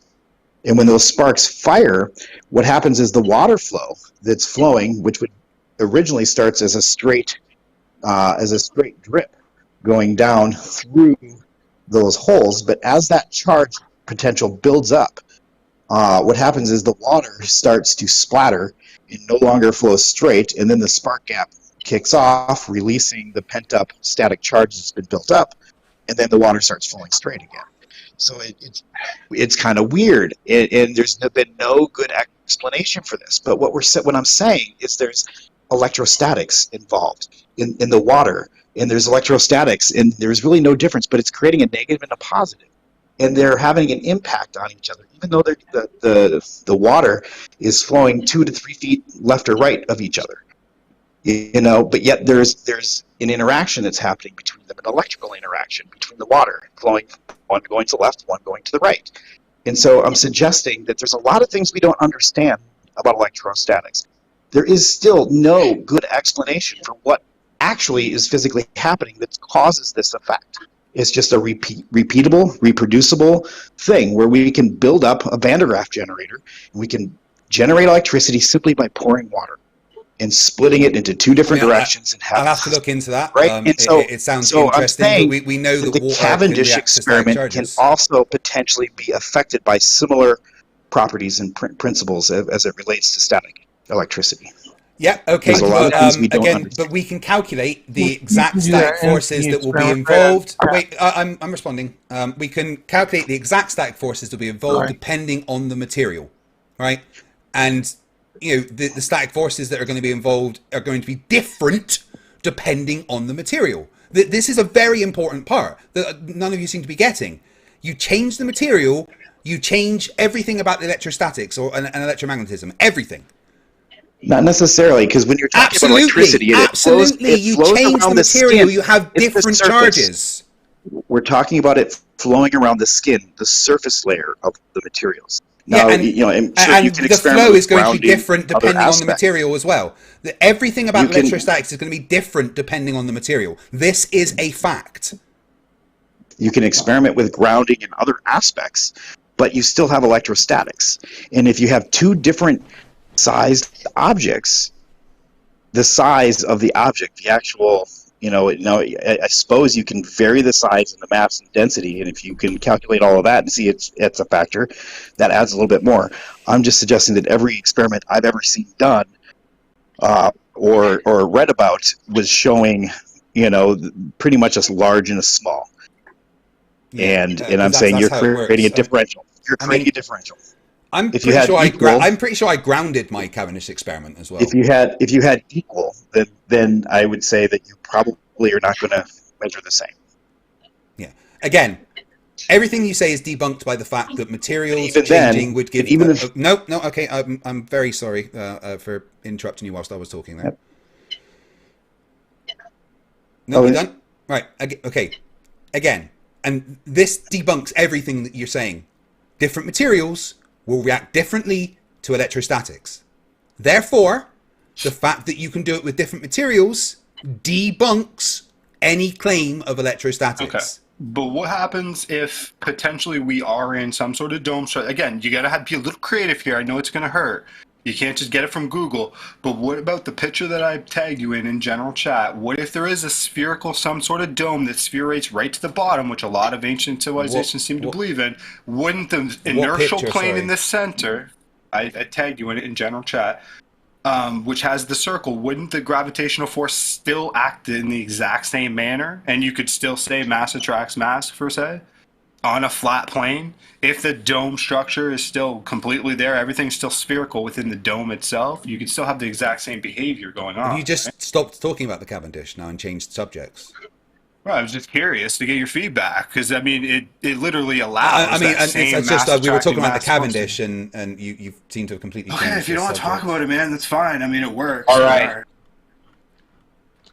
I don't even see the picture. So how do you isolate the variable that causes downward acceleration on Earth's surface? The entire apparatus is under the same acceleration, therefore it is technically zero.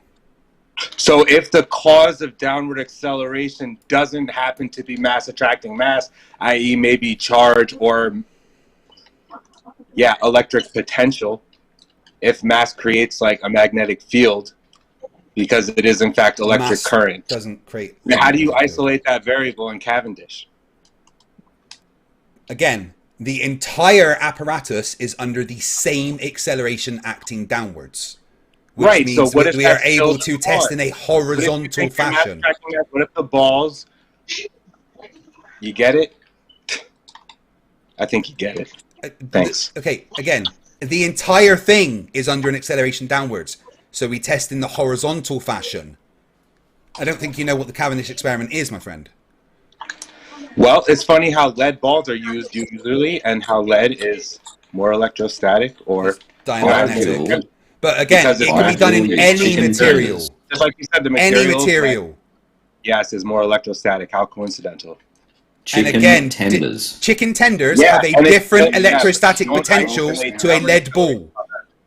You're not isolating downward acceleration on Earth. The entire apparatus is under the same downward acceleration. You're ignoring so many other potential variables. What variable? What variable are we ignoring? You literally already said this, but you didn't want to listen to it the first time. There's so many other potential variables. Like what? Like a potential ether. But the ether's been disproven. We don't need to take into account the ether. It's been disproven. We let electric go. I'm just trying to say one thing. It's really easy. If what's causing the object to draw to the other is the same as what's causing downward acceleration on Earth, then you didn't isolate that variable. How do you not understand that the entire apparatus is under the same acceleration downwards? All right, therefore, it can be discounted. Don't worry. Because we are testing in the horizontal fashion, not the vertical fashion. It's not my fault you don't understand the basis of the Cavendish experiment. No, it's all good, bro. I made my point. Not very well, you didn't. Yeah, you need like 30 minutes. I need like 30 seconds. To spout fucking nonsense that makes no sense, yeah. Can I just add a trusty old Gleam one in there? Get out. Yep. Can you have a look in the chat? There is actually a paper in Nature saying that gee-whizzes disagree over gravity, and it's using the Cavendish experiment all over the world. You know how they do co-data and collate all the data and make a mean average out of that. Well, all the measurements have been getting wider and wider apart, so they're opting for now a quantum interferometry version, which is much more precise, but they are sacking off the Cavendish equipment. I mean, the Cavendish is still, it's an excellent, design and build our own in the physics degree basically, and it works. You can calculate the gravitational constant. You can derive it yourself from your own results. And it's always relatively close. So the fact that students can kind of build, design, and test their own Cavendish experiment shows that it's a viable experiment that is infinitely repeatable. Does the rate of precession change when you change the mass? Does the mass of the object? Precession? You mean the distance between the two masses? If you change the masses, then the attractive force is going to be different. The answer is yes. I already know the answer. Yeah. I just didn't know what you mean by precess. That's if all mass has charge, then the amount of charge is changing when you do that. All mass has charge. What do you mean all mass has charge? You don't think all mass has charge? No, just define what you mean. I don't need to. Electrons. There we go. Right. So, again, if you change the material, do you not think there's going to be a different charge? The charge is like the least relevant part. It's not. You just said it was about the charge. I literally never once said that. Those were your words just now. The majority of objects, though, are neutrally charged, aren't they? Because they're equal and opposite. Yeah. So it's more of a minor effect that they're talking about from external. And I will say, you remember Miles Davis, don't you? Aye, good friend. Yeah, he started, before he started doing photographs and whatnot, he started doing the Cavendish experiment, but a tricky thing that he found is that he was going to put in polystyrene blockers to stop any wind from underneath the doors from moving it, and he found that with them it was moving it more than what it should have, so he had to take them away from it. Could have created some kind of pressure variance in the room. No, it's exactly that. He learned later that there is actually in university Cavendish papers that basically say, you've got to watch out for electrostatic fields in the area because they will have an effect. Albeit, I have also seen a grounded, so to say, Faraday cage happening. Inside a Faraday cage is something that was done in my physics course as well. But B.M. Furble, when he built his Cavendish inside a glass perspex box, right? And inside that box, he had a bunch of, the tumble dryer sheets that are really reactive to like electrostatics. Yeah, he had a bunch of those hanging down within the Cavendish experiment.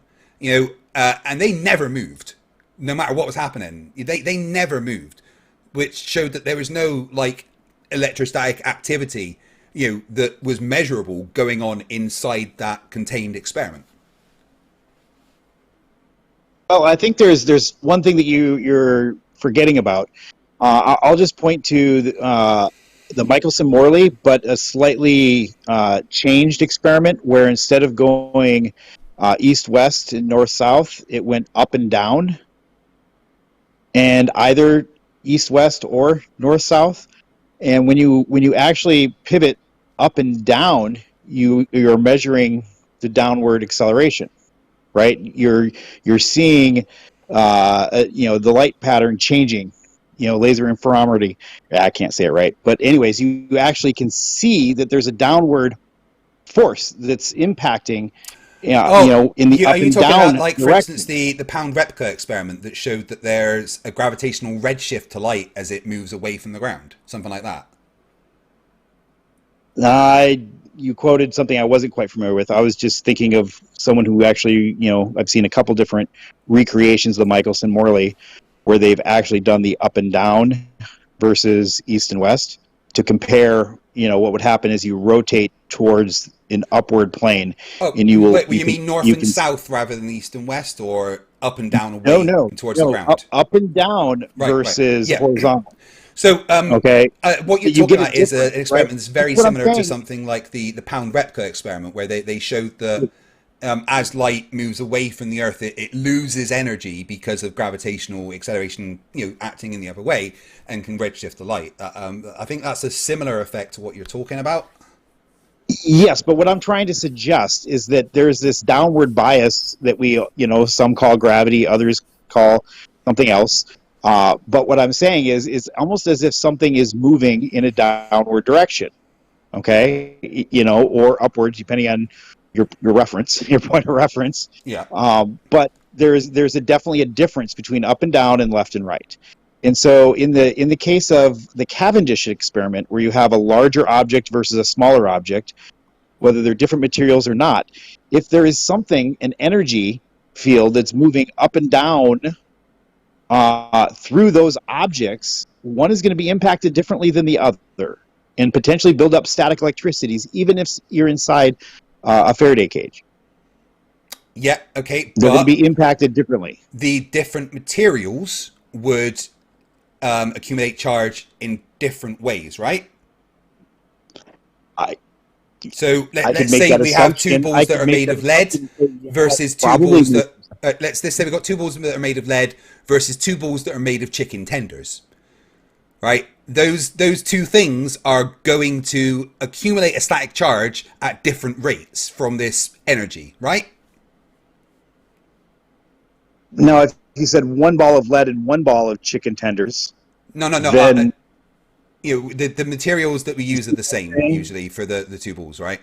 So let's say that we've got one experiment that has two balls of lead and one experiment that has two balls made of compressed chicken tenders. Are those two sets of balls going to accumulate static charge at a different rate? My app crashed, but if you have the same materials, then they're going to potentially be impacted in a linear way. Who knows? Yeah, maybe for the same materials, but that's why we can just change the materials and redo the test and see if we get the same results. Plus, up and down isn't really affecting anything. It's left and right for the Cavendish. So I'm going to have to leave because my app keeps crashing.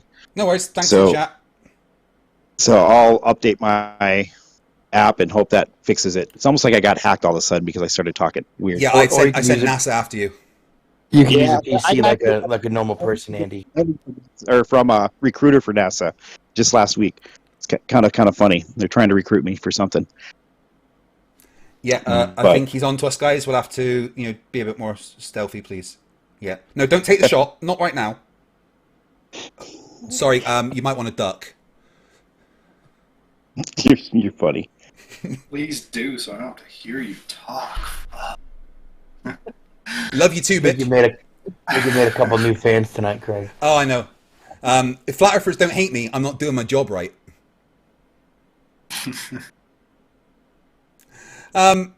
Now, it's been going for nearly 3 hours. I think it's about time to bring it towards a close for tonight.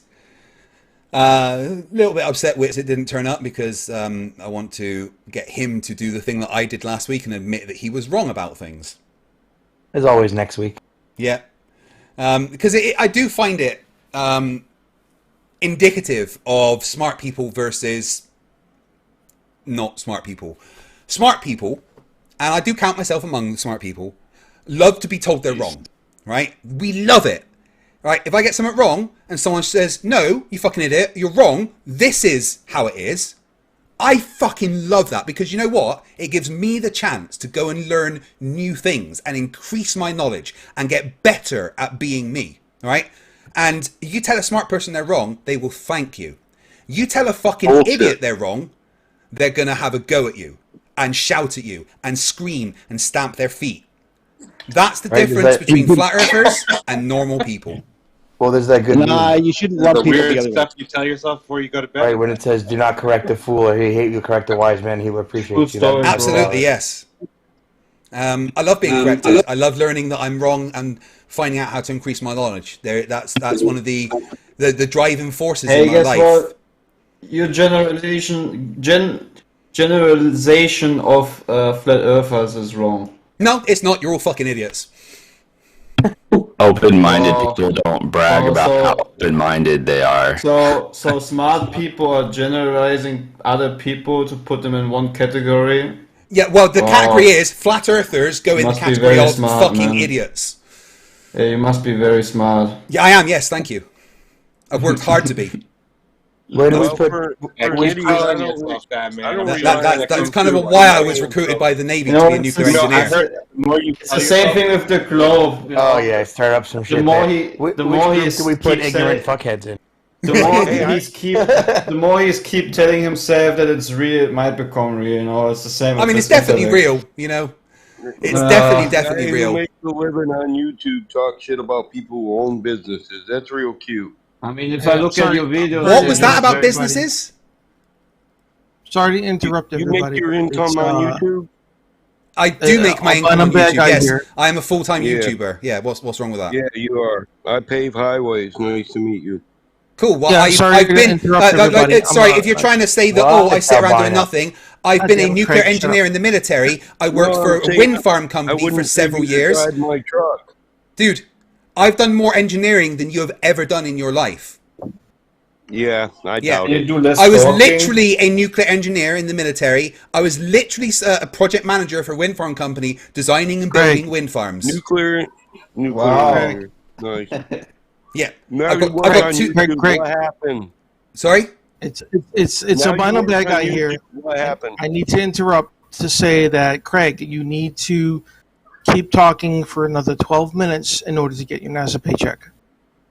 My God, you had to interrupt everyone for that joke 3 times, dude. Boring. Come on, man. I will go for 12 So minutes. what happened that you stopped creating great windmills? I'm disabled. Oh, okay. Yeah. I was injured quite badly in the military, and I have lifelong injuries from it, which has now stopped me being able to have manual jobs. So instead of sitting around doing fuck all at home, I decided to start a YouTube channel. Why did you join the military? Because Better question. How come you wanted didn't make a different YouTube? How come what? Get closer to clean. Is there really that much money in flat Earth smashing on YouTube? Isn't there like a wide range of things you could have chosen? There's YouTube is massive, right? But let's look at like what do most people do if they're going to start a YouTube channel? They become gamers or something, right? You know, I love playing games, but that's really fucking a hard thing to break into. There's millions and millions of gamers, but when I found the flat Earth stuff on YouTube, and then a flat earther had a go at my son in real life, and you know, I've got a degree in physics, and I was like, well, this just seems like the right option. I enjoy watching the flat Earth debunkers. Maybe I can do that myself. I've got a reason to do it. I'm good at physics and explaining things. So why not do that? I didn't want to just do a YouTube channel that everyone else had done before. And I've found out that this is one of the most fun things that I've ever done in my life. It is sort of a niche. It is a niche. It's definitely a niche. There's only like 4 of you. I mean, there is. If you look at how many like big flat Earth debunkers there is, yeah. I mean, there's not that many, I guess. The title you guys have is anti-flat earthers, right? You guys know that. Yeah, I know that's what you guys like to call us, but debunkers is what we are. Because we're not technically anti-flat earthers, we're anti-science deniers. Yeah, I like to go after flat earthers mainly because it's fucking hilarious, you know, who thinks the Earth is flat. But I do attack other science denial stuff as well. You realize, like, the majority of your audience are dumbasses that probably do deny science, but at this level, you're literally getting corrected, and we're showing you your own model, which you still, right at this point, think you're correct about Einstein. And I am 100% correct about Einstein. I've had several professors confirm to me that I am. People that actually teach relativity have told me that I am right. So, you know.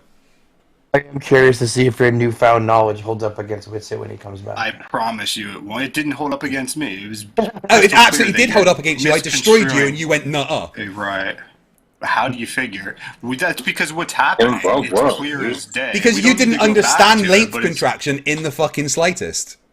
Because it's not happening in that frame, and you're assigning it to that frame. Like, no, I'm not. I'm saying that it's not happening in the rest frame. Why can't you get this straight in your fucking dipshit head? It is not happening in the rest frame. It is happening in the thing moving relative to the rest frame. Witsit's going to tell you the exact same thing I told you tonight, and he's just going to give you the exact same quote I posted, highlighting the words where it says it, and then you're going to go back and which backs me up and not you. Literally backs me up and not you. It. You literally contradict yourself. No, it backs me up and not you. You don't know what co-moving means. You're retarded. Yeah, in that same frame, which it's not predictable. You cannot. Yeah, so in the same frame, you can measure the thing moving relative to that frame, not within the same frame, you dipshit. So the satellite that has the clock being changed would be in the same frame. It's having the change. No, it's not in the same frame as Earth. It's moving relative to Earth. It's not. Yes, the relativity. The Earth is you're assigning this random fucking frame of reference being the Earth. Yeah, the Earth is in this case. The Earth in this case is the rest frame, and the satellite is the moving frame. You're so lost. It's adorable. It's really. Oh my god, you think I'm lost when I'm literally explaining it to you right now? With regards to satellites, no, you're explaining the wrong argument. Which again, no, I'm not. I'm explaining why you're a fucking moron that doesn't know what you're talking about. All right, that's the only way you win debates is you just speak over people like a fucking child. No, it's because I'm trying to give you a lesson which you sorely need. Realistically, I've shown you Einstein's words where it which says back it me up, does not not you. happen in a back me up and not you. Moving. And I'm not saying it's not happening in the co-moving frame. It's happening in the frame relative to the co-moving frame. You can't even let people speak. You're speaking. That's all you do. When people start to make a point against you, you just start screaming over them like a fucking I'm trying child. to correct you because you're a fucking moron. You have no idea what you're saying. Right. If I'm a moron, shut up for 1 sec. Shut up for 1 sec, moron. Yeah, well, shut up for 1 sec, moron, and let me do it. I've explained it clearly. Shut up for 1 second, moron, and let me do it. Shut up for 1 second, moron. Shut up, moron, and let me do it. You're literally be quiet, moron. Moron, be quiet and let me do it. Your audience that Einstein's wrong, and this That's more than enough. Einstein agrees with me, right?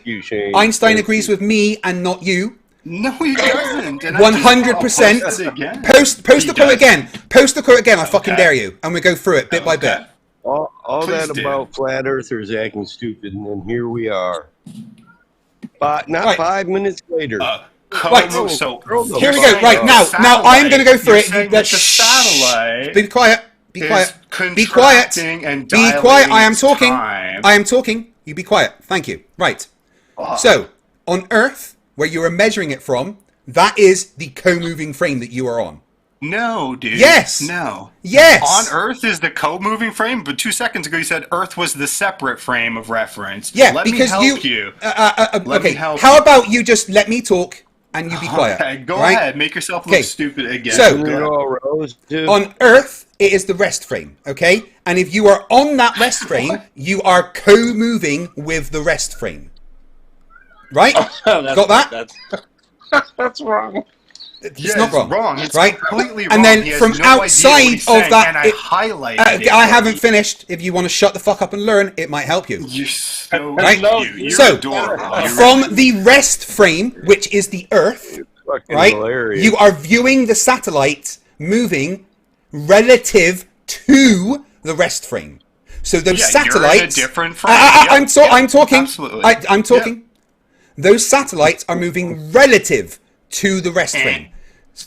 Wrong. No, not wrong. Wrong. Those satellites are moving relative to the rest frame. That's what relativity is. The satellite is the frame of motion that would be experiencing the contraction. Yes, that's what I'm trying to say. From the Earth. That's what I'm trying to say. If you shut up and let me speak, right? Once again, the Earth is classed as the rest frame. The satellites are moving relative to the rest frame. So you are in the rest frame looking at the satellites. The satellites from your perspective will have contraction applied. Indeed. Why is the satellite's clock what you're reading as being time dilated? That would indicate because that's not in the same frame as you. That's in a different frame to you. You're so if you were on the clock, right, the clock wouldn't measure any different. But if you are on the Earth measuring the clock as it's moving, that's the only time you measure it as different. You're not. No. You're measuring when it comes back to Earth. You're measuring the clock after the fact. Clock. You then measure the clock. Oh, well, you're talking about Muonsky four-dimensional space-time diagrams. What you're saying is that the time dilation is happening from the satellite itself. That's not what's happening. From your perspective, on Earth, the dilation is happening to the satellite. So why is it that when you get the satellite back, and Tony even said it himself in this chat previously, that when we get the satellite back, we have to then adjust the clock back? Because the dilation has happened to the satellite as it was moving relative to the Earth. You got to be more careful with your words. Like you're not making any sense. Right? I'm making perfect sense. You are just too dumb to understand. Yeah, clear. No, it's really simple. Is it an atomic clock? I don't know how you guys don't get this, right? If you are in a rest frame, if you're measuring, I'm talking right. If you're in a rest frame, you are in the frame with the measuring device, looking at something else that is moving. Measuring that thing that is moving, the thing that is moving relative to you is the thing that has the contraction applied to it. Not you and the measuring device, it's the thing that's moving relative to you. That's what Einstein is saying. Something coming from the satellite's a bad example, but it's really exposing your ignorance on this topic. I don't have any ignorance, I've just shown you why you're wrong. Fuck. You can't even speak to this fucking guy. Does it approach the speed of light, a satellite? No. Why would it have a length contraction then? Because length contraction is any speed. It's going to be very, very small. You can't see the contraction. Unless you're outside the Earth, the terrestrial Earth. If you're on the Earth, you would see the contraction of the satellite as it's moving. But you're getting it from the measurement of the satellite. The satellite is what's giving one at a time, one at a time, one at a time. You don't see it is because you're within the contraction happening on Earth.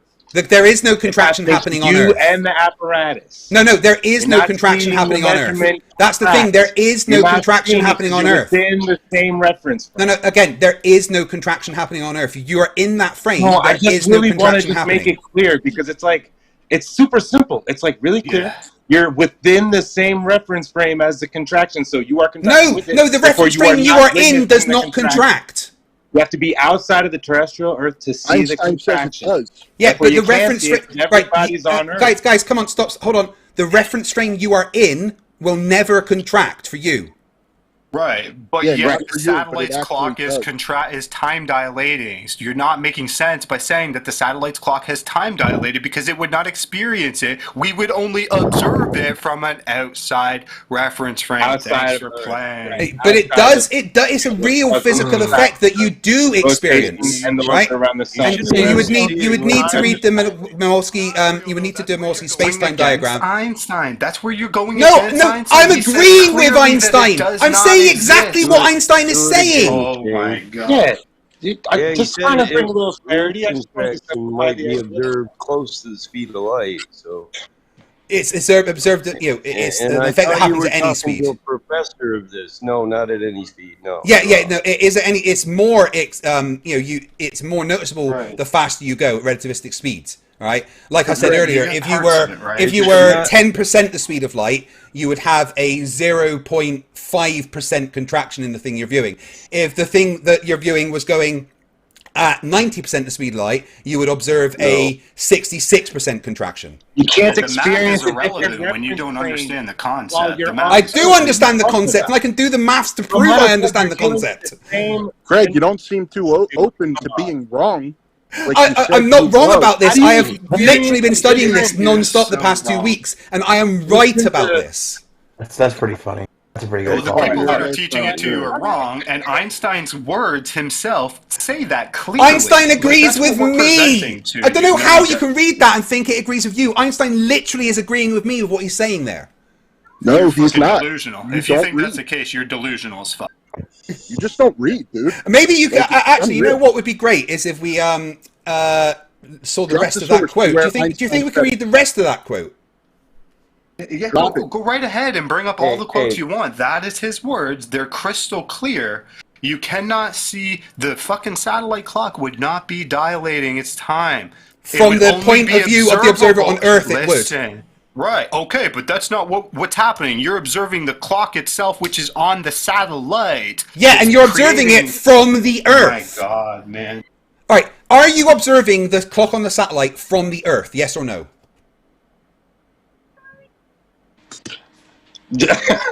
Come on, man. It's super simple. You don't got to invoke this weird... Are you observing the clock on the satellite from the Earth, yes or no? clocks on satellites from... Are you... Right, why can't you answer this? Are you observing the clock on the satellite from the Earth? Yes or no? Probably because it's not in line with the guy I was talking to, please, just one person. Your measuring device is on the satellite. That's a bad example. You would need to just be calculating. But you are looking at the measuring device from the Earth. You would need to just be... Yeah, but your measuring device is coming from the satellite. That's the whole point. But you're observing it from the Earth. You are not in the same reference frame as the measuring device. You don't get it. You just don't get it. It's so straightforward, and it's going over your head. That's so crazy, man. It's really... Right, okay. What is so complicated let me read this. Okay, so... this is what Einstein said. According to his theory, there is no such thing as a specially flavored or a unique coordinate system to occasion the introduction of the Aether idea, and hence there can be no Aether drift nor any experiment with which to demonstrate it. Here, the contraction of moving bodies follows from the two fundamental principles of the theory. Right, without the introduction of... I'm talking right now. I'm talking right now. Right, without the introduction of particular hypothesis, and as the prime factor involved in the contraction, we find not the motion in itself to which we cannot attach any meaning, but the motion with respect to the body of reference chosen in the particular case. Thus, for a coordinate system moving with the Earth, the mirror system of Michelson-Morley is not shortened, but it is shortened for a coordinate system which is at rest relatively to the sun. So you realize that with your clock example in the satellite, you would need to just be here on Earth measuring time itself, not getting that time measurement from the thing that's in motion. You're literally taking a measurement from the reference frame. Just because you're here on Earth isn't fucking relevant. It is relevant because it's reference frames. That's the entire point. No.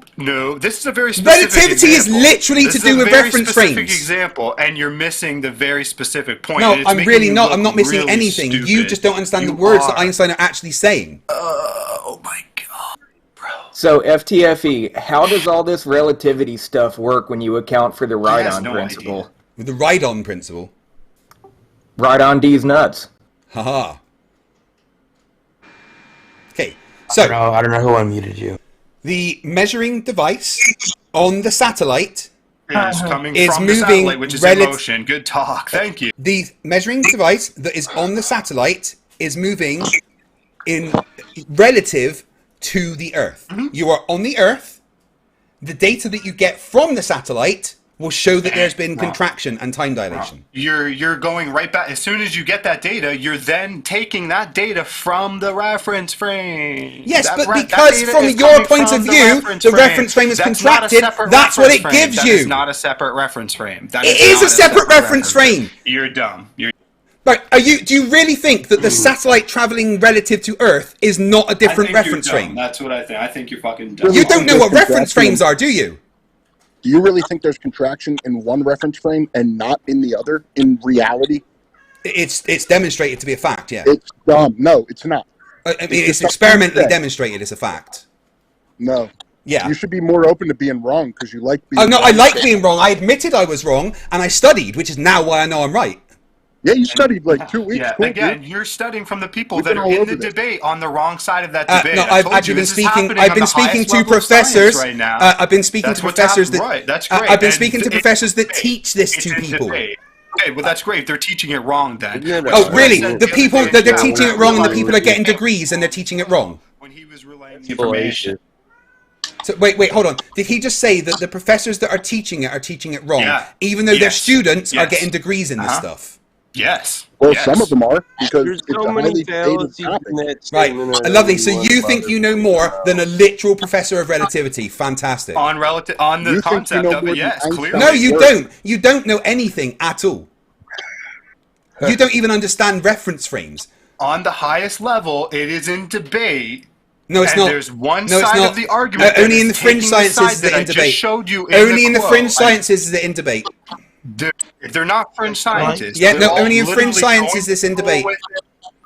Okay, well, there's forms of it all over the internet of people that have degrees. There's different. I don't know if they're teachers, but they're very bunch of fringe well-educated. scientists don't matter. You can get their dick out of your relativity mouth is experimentally demonstrated, and you are wrong about relativity. The satellite is in a different reference frame to the Earth. I love watching you squirm, though. Keep squirming. Witch is going to tear you apart. I can't believe you think that a fucking satellite moving relative to the Earth is in the same reference frame. That's fucking hilarious. The data that you're getting the satellite from is in that reference frame. No, it's not. It's in the reference frame of the satellite, you fucking moron. If you guys are at an impasse, can I ask a question? Yeah, sure. Take a break, you fucking idiot. FTFE, is the universe flat? Delusional. I have no idea. False confidence, delusion. So an interesting thing about time dilation is that they've taken atomic clocks and they've put them on airplanes, and at 30,000 feet, they say the atomic clock is running faster than on the surface of the Earth. So essentially what we're saying is that there's time dilation even within our atmosphere. You don't have to go as far as space to measure it. You can see it on mountains. It's all altitude related. Just like our electric. And where are they reading that clock on the airplane from? They're reading the data from the clock on the airplane. Yeah, in a different reference frame. Make, if you cannot interrupt. And the clock uses different equations for the calculation and computation of time. So one clock is in an acceleration frame and the other is in a rest frame. But the computations aren't, correlated for that moving clock. They just use the rest frame computation. It's still set for rest frame computation when it's put in an airplane and accelerated. Because from the point of view of the clock on the plane, it's in a rest frame. No, it's at acceleration. No, if the thing is, if the measuring device is on the plane that's moving, then that plane for the measuring device is the rest frame. Where's Professor Phil? Because we had an in-depth conversation about this, and he didn't even try to cover what you're covering. And you're saying you're learning this from Professor. Not from Professor Phil Bell. No, I've actually been speaking to professors that teach this at universities. That's pathetic. Well, then you should know it's a valid point. But wait, you're saying the reference frame of the clock on the ground is different? It changes the computation. I'll correct you there, Craig. He does teach it. Sorry, Professor Phil Bell does. No, I didn't say he doesn't teach it. I just said he hasn't been teaching me. Yeah, I just want to correct that. Yeah. I'm waiting to have a chat with Professor Phil Bell about it specifically. But I've been talking to and communicating with people that actually teach this for their job. When you say actually teach it, yeah, that's Phil. Yeah, so does Phil. Yeah, so and Phil would agree with everything that I'm saying, as he is doing right now in my chat. Another lie from you. Good job. Well, he's in my chat right now, agreeing with me. Mr. Smart. Right, Phil Bell is in my chat right now agreeing There with me. is two different perspectives at the highest level of this discussion. No, there's One not. of I mean, them the French are you dumb. scientists. There is. One of you are dumb and don't listen to what Einstein said specifically. How come Phil Bell isn't in our The chat? argument, take what Einstein said literally, because he even puts it in quotation marks, really is... Like, he drives the point home so clear. And if it wasn't for that there was a dumbass Glober in the day, in Einstein's day, who literally said, oh, is it really contracting in that frame? No, in that frame, it's not. And you cannot detect it in that frame. There will be no, like in your fucking satellite example, the clock in that satellite will not measure that contraction. It will not measure it. Yeah, the clock in the satellite, you're right. You would have to take a separate measurement which has nothing to do with that thing, and you would have to take that measurement from the outside, a separate frame of reference. That's exactly what I've been saying, you dipshit. No, it's not. No, it it's literally not. is. Because you're getting the data from the satellite. Yeah, you're getting the data right from the satellite, from that But you frame. are outside of the satellite. That just shows you that the education system at the highest level is a bunch of sheep jokes. Oh, right. So you're better than all the people that know this as a job. Brilliant. You're better than all the scientists in the world that have ever studied relativity. No, you're a fucking moron that sits on the top left. It's a very simple concept. I don't care about your Yeah, all of the professors disagree with you on the concept. So there we go. They all have small dicks. What's your point? Hold on. Let me try to get it. We can leave that crap out, and one of you needs to take a breath. The two of you talking at one time. Why don't we let Professor Phil Bell in here and ask him? All right. I was going to say, why isn't he in here already? How come he's in your chat, not ours? I feel offended. Phil, please come in. Phil, please come in and sort this out. Am I allowed to ask a question? Go for it, Jesse. What are you trying to measure with your atomic clock on the satellite? You talking to me or? Yep. That's a great question. What are you measuring? That's a great question. What are you measuring on the satellite? Yep. Time. The atomic clock's measuring Time? how long a second takes to be a second. Is the satellite a moving reference frame? In relative to the Earth, yes. So is the airplane. But it's also a rest frame relative to itself. And the Earth is a moving frame relative to the satellite. But if you're transmitting a signal, from the satellite that is moving in a faster frame of reference down to Earth, and when you receive it on the Earth, are you going to measure it using the satellite's time reference or the surface of the Earth's time reference? Right. In other words, that's what GPS the signal dilate as it travels? As you're saying, it's traveling from that height down below. It's going to contract and expand, and so you're not going to measure any difference then, right? Right. So because it'll just appear to be in sync.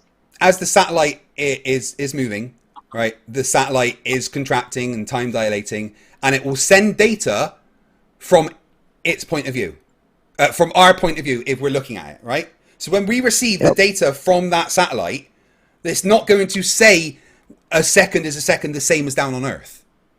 Why not? No. You're not understanding what I'm saying. I'm saying if I send a signal that is a pulse width of 680 nanometers or whatever, right?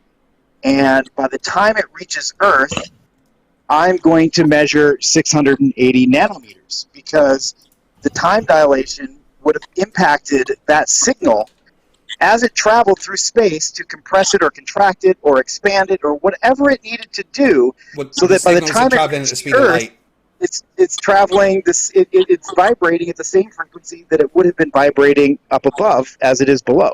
You would measure the same. The signals are traveling at the speed of light, and the speed of light is invariant in all reference frames. We're talking about the wavelength. Yeah, the whole thing is traveling at the speed of light, right? Well, that's fine. I mean, the point is that if you're talking light has mass, and light does not have mass, no. Well, light is energy, and energy is mass. Well, energy isn't mass. Energy converted to mass.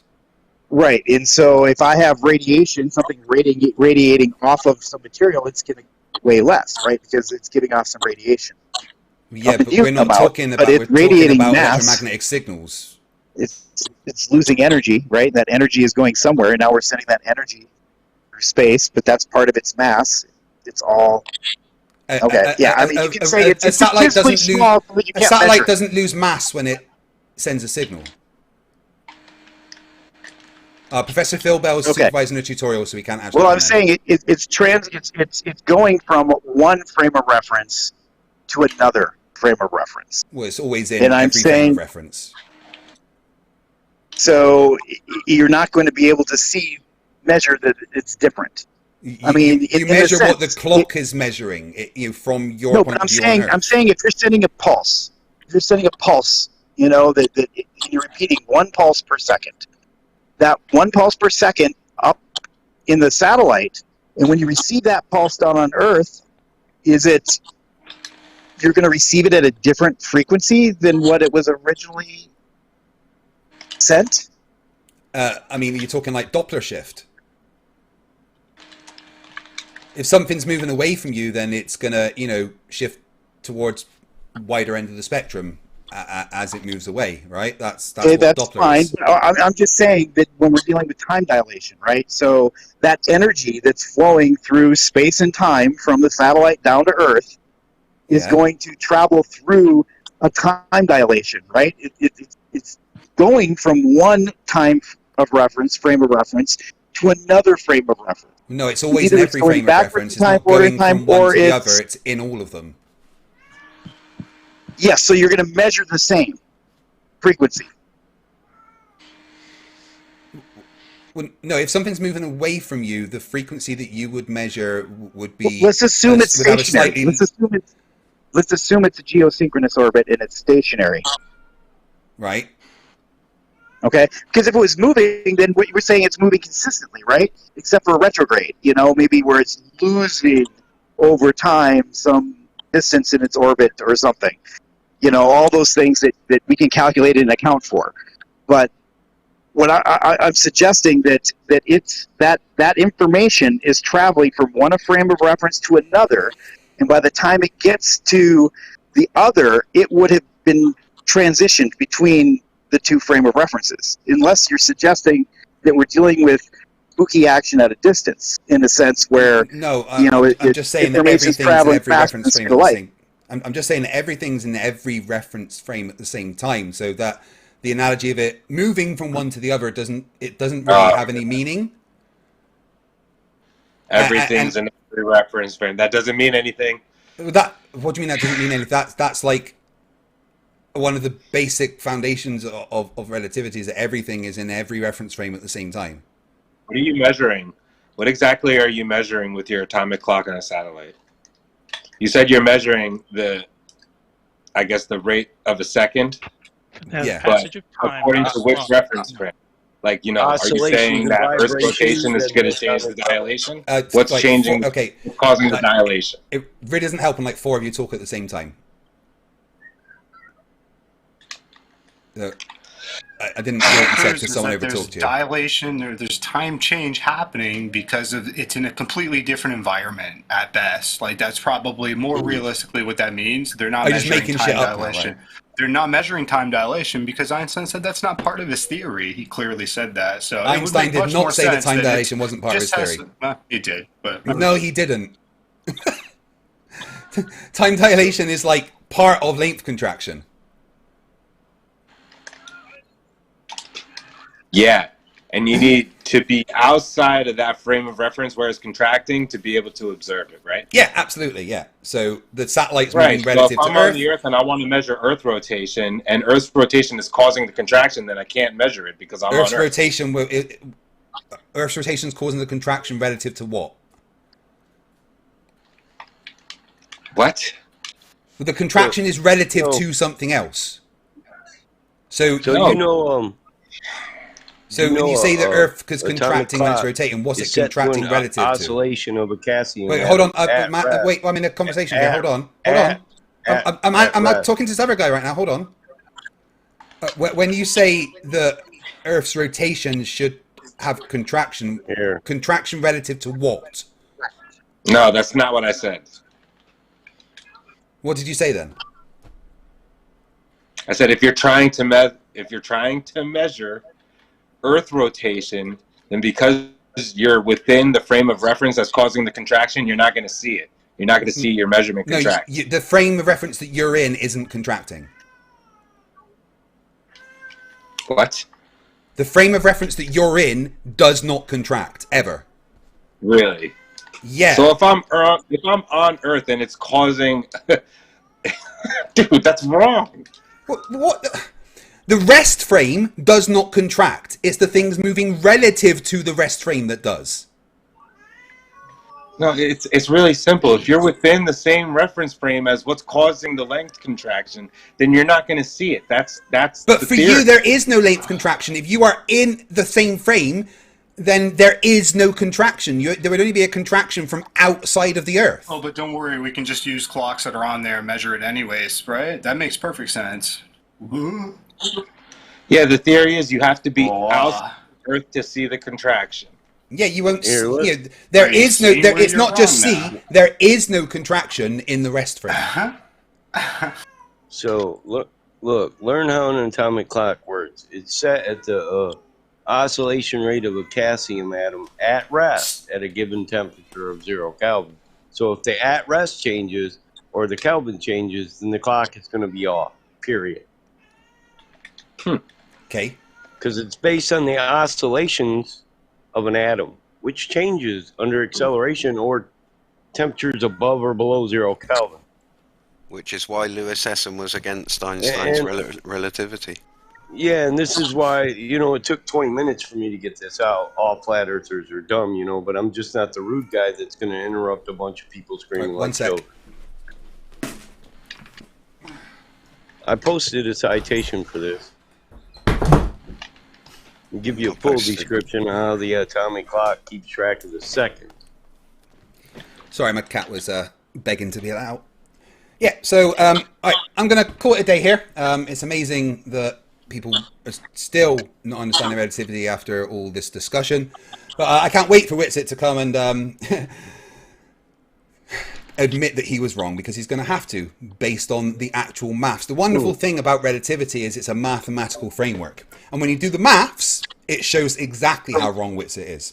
But I'm going to take my leave today. Thank you very much, guys. Shane, once again, awesome. Thank you very much for letting me hang out. I do appreciate it. And I'll be back next Monday. Anytime you can get deeper into atomic clocks and how they don't prove crap. Yeah, we probably can do that. Probably be talking about it for a while after you leave. But thanks for coming, Craig. We'll see you next week. Catch you later, guys. Bye. Well, there we have it, my friends. Doubling down on not understanding relativity. Computer, go to studio mode. That's better. It's actually quite impressive that they can look at the words of Einstein on the screen and still, get it wrong. If you're a co-mover in a reference frame, but you're in the reference frame that's moving, you're moving with it. So for you, that's a rest frame. It's not moving, right? But you view things outside of that rest frame that are moving relative to you, and you see that they contract. There is no contraction in the frame that you're in, ever. And it's not a contraction that you just can't measure. It just doesn't happen. It's as simple as that. But, holy shit, I've just noticed how many super chats I've got. And you guys are all fucking crazy. Coming up to Christmas, this is quite incredible. I really, really appreciate it. Wow. Go right back to the front. It's been a bit of a tough year, guys. I've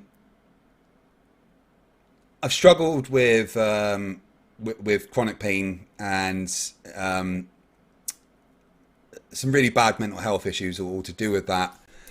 I don't know how many people are aware of what's going on, but I will be undergoing an amputation at sometime in the relatively close future, 18 months to 2 years. My left leg is completely and utterly fucked, beyond all repair. I've got a bunch of pins in my knee that have caused even more problems, and knee replacements haven't really been an option with the amount of damage. So what we're working towards is me having my left leg amputated above the knee. And frankly, this is fucking terrifying for me. It's no one wants to lose a leg, but this is something that has to happen because I can't live in the agony that I'm in anymore. It's soul destroying. So the only option left for me is to have my leg amputated and have a prosthetic so that I don't have the pain in my knee. And that's made things quite hard for me. I've struggled to come to terms with that coming up, and it's given me a lot of anxiety and mental health issues, and I've struggled. But throughout the whole year, I've seen nothing but my support grow. Computer, go to studio mode. I've seen my support grow and grow and grow, even though at times I haven't managed to put out as much content as I would love to. You look at people like Simon Dan or even Planner Walk and stuff, and they're pumping out the videos of a few a week and stuff, and I would love to do that, but I struggle. I wake up in the morning and I'm in pain. Not just pain, but pain that makes me cry. Every second of my life is just full of agony, and that at times is just all that my life is. Everything in my head, I can't think about anything else, and it's been soul destroying. And without my wife and my kids supporting me, I don't know where I've been. But the fact that you guys support me so much really helps me push forward. And I really do want to put out more content. I'm on a new medication, which is hopefully going to be helping me with my anxiety and my struggling with my mental health. And maybe that will help me, put out more content and make more videos and stuff.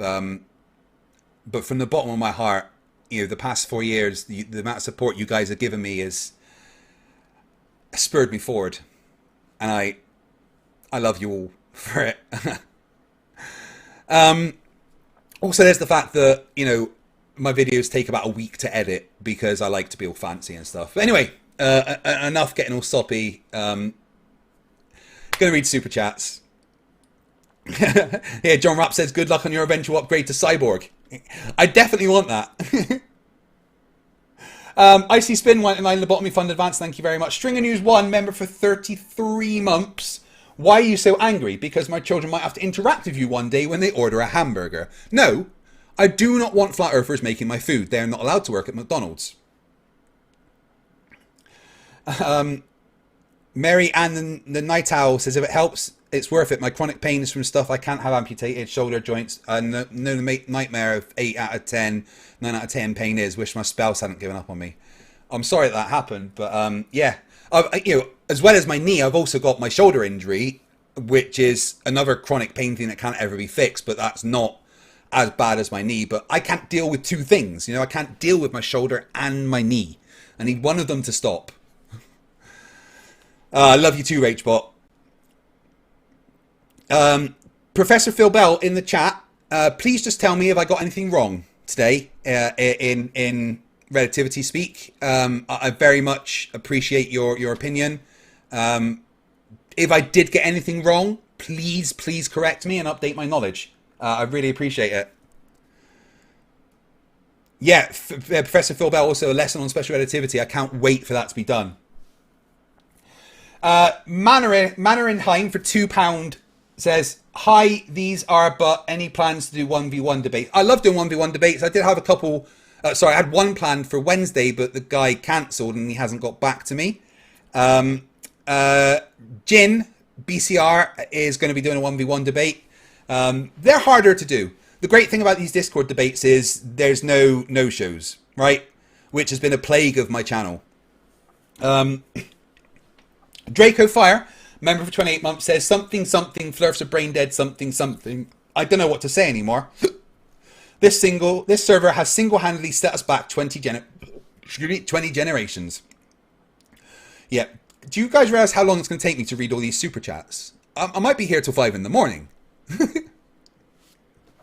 String News 1 for £2 says, whoa, $2, sorry. Whoa, these guys are advanced in playground tricks. Yes, they are. Joey Oakley, member for 2 months, says, smash that like button. Fucking incinerate it, guys. Donald Trump's Bone Spurs, member for 33 months, says, 33. Have fun, Flerfs. Thanks for entertainment. 33 months. Ooh, conspiracy. Stringer News 1 again for $2. Flerfs appear to be human, but yeah, they may appear to be, but they're fucking dumb. Come on, Professor Phil Bell, please tell me, did I get anything wrong? I just need a yes or a no from you, bud. Brendan Cuskelly for $50 Australian. Thank you very much. My God, I've listened to this for 5 minutes and my head already hurts. Merry Christmas. Merry Christmas to you too. Mr. Lonely, $2. Top tier Derpium. This server is gold. Yes, it absolutely is. Fog Repair Shipakashi, member for 19 months, says being able to admit you're wrong is critical to growing as a person. For Venti's sake, why is it that Flerfs are just petulant children and never change? They can't admit they're wrong. Ever. I can. And I did. And I went back in there and fucking destroyed them. With, confidence in what I was saying. Siggy Sigwell for $5 says you should be done by now, says the Flerf, admitting defeat, I guess. Why would FTFE be done otherwise? Yeah. I'm not done until the flat earth is dead. Only then will I look down on a thankful universe and take my rest. Stringer News 1 for $2. Debunked is not a river in Egypt. No, but denial is. Brendan Casketti, member for 26 months, says, my God, George is so messed up in the head.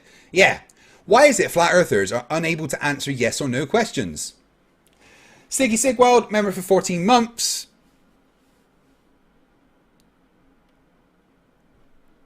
Oh my God.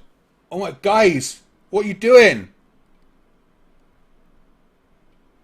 There's so many super chats. Mr. Lonely for $2 says, no, I just read that one. Where are we? Siggy Sigwald, member for 14 months, says, for fuck's sake, someone slapped George, he's trapped on a... I know, it's fucking insane. Why can't he just admit that we call it the atmosphere? You don't have to call it that, but that's generally what it's known as. JSS Tiger for $5. How is air a medium? Yeah.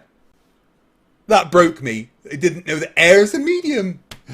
Fogger Parrish Pakashi, $2. Let's nominate the whole Flerf server for top left. No.